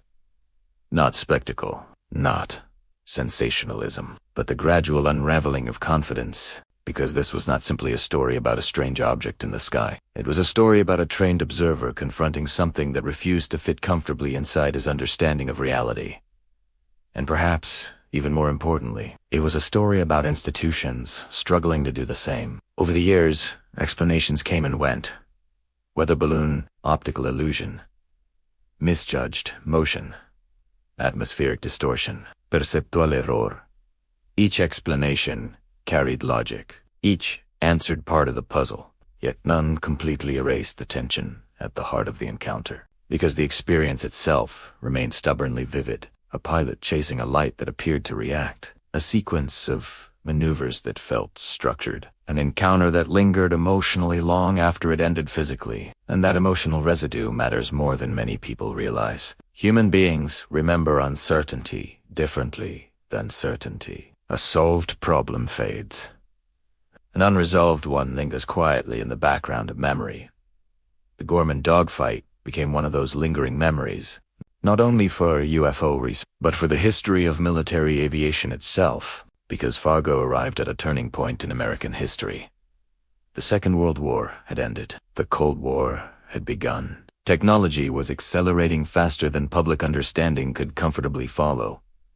Jet aircraft, radar systems, rocket research, nuclear weapons. Suddenly, the sky no longer felt simple. It became a place of strategic anxiety, and into that anxious atmosphere came reports of strange lights and unexplained objects. Some were easily explained, some were not. Fargo belonged to the second category, not because it proved something impossible, but because it resisted complete certainty. That distinction shaped everything that followed. The military learned difficult lessons from cases like Fargo. One of those lessons was that public uncertainty can become almost as important as the event itself. How should officials respond when credible witnesses report unexplained phenomena? How much uncertainty should be admitted publicly? How much speculation should be avoided? Those questions became central to later UFO investigations, and in many ways, governments are still struggling with them today. That is part of what makes the Gorman Dogfight feel unexpectedly modern. Even now, decades later, societies still wrestle with the same uncomfortable balance between skepticism and openness, between dismissing unusual reports too quickly and accepting extraordinary conclusions too easily. Fargo exists precisely in that middle space, a place where certainty remains incomplete. And perhaps that is where the story has always belonged, because If there's one thing the Gorman Dogfight demonstrates clearly, it is this.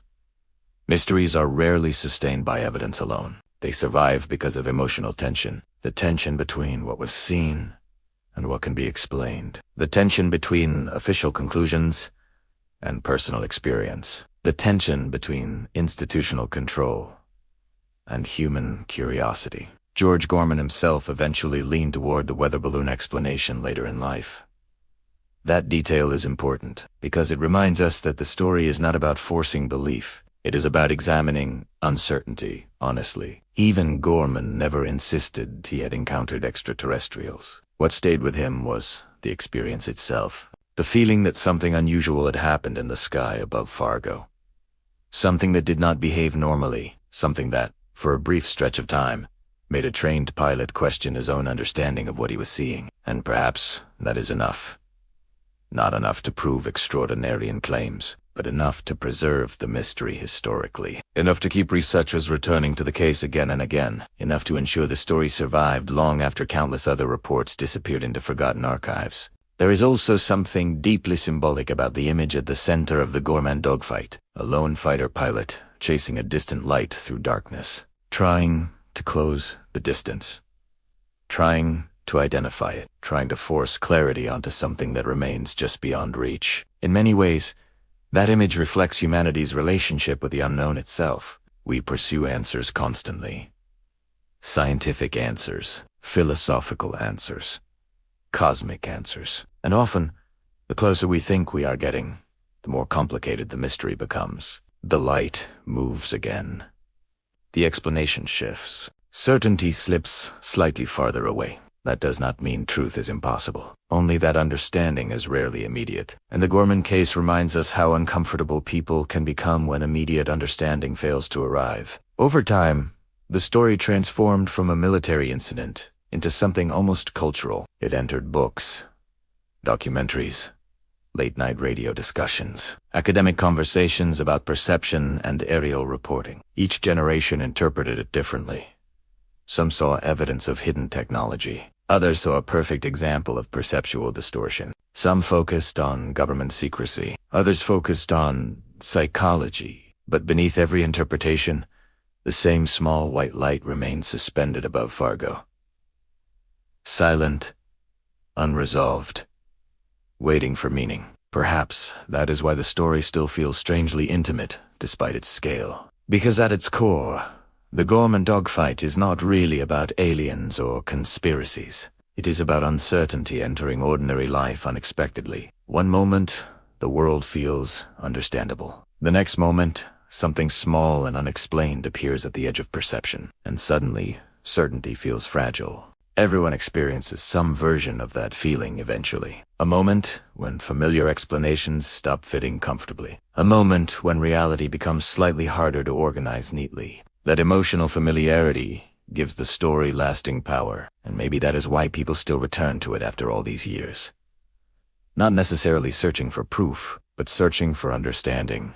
Searching for the point where observation becomes mystery. Searching for the reason certain questions refuse to disappear. Even now, more than 7 decades later, the Fargo sky of 1948 still exists in the imagination. Cold air over the plains. A fighter aircraft cutting through darkness, a bright white object ahead. Always moving, always just beyond certainty. And somewhere beneath all the analysis, skepticism and speculation remains the simplest truth of all. For 27 minutes, one experienced pilot genuinely believed he was pursuing something he could not explain. That belief shaped history, not because it proved the impossible, but because it forced people to confront uncertainty openly. And perhaps that is the real legacy of the Gorman Dogfight. Not an answer, not a revelation, but a reminder that human understanding has edges, that even trained observers can encounter moments that resist clean explanation, and that sometimes the most enduring mysteries are not the loudest ones, but the quiet lights that appear briefly in the darkness, before vanishing again into the night sky above us. As the lights of Fargo disappeared beneath Lieutenant Gorman's wings that cold October night in 1948, one question remained suspended in the darkness above him. What was really out there? A weather balloon drifting through the night sky? A trick of perception born from speed, darkness, and human fear. Or something far stranger. Something that briefly crossed paths with a fighter pilot before vanishing forever into the blackness above North Dakota. Nearly 80 years later, the mystery still refuses to fade. Because the Gorman Dogfight was never just about a single white light. It was about uncertainty. About the uneasy moment when a trained military pilot looked into the sky and realized he could no longer fully trust what he understood. And perhaps that is why the story still lingers in our imagination today. Not because it gave us answers, but because it left us with questions powerful enough to survive generations. Somewhere tonight, another pilot may be staring into the darkness above the clouds. Somewhere, someone may notice a distant light moving in a way that makes no sense at all. And somewhere, another mystery may already be beginning quietly beneath the stars. So as the night grows deeper around you, ask yourself one final question. If you had been alone in that cockpit over Fargo, would you have chased the light too? Thank you for joining me tonight on Night Whisper. If this story stayed with you, if the mystery pulled you into the darkness, even for a moment, consider subscribing, liking the video, and sharing your thoughts below. Because sometimes the most fascinating stories are not the ones we solve, but the ones that continue whispering to us long after the sky has gone silent. Until next time, keep looking up. And good night.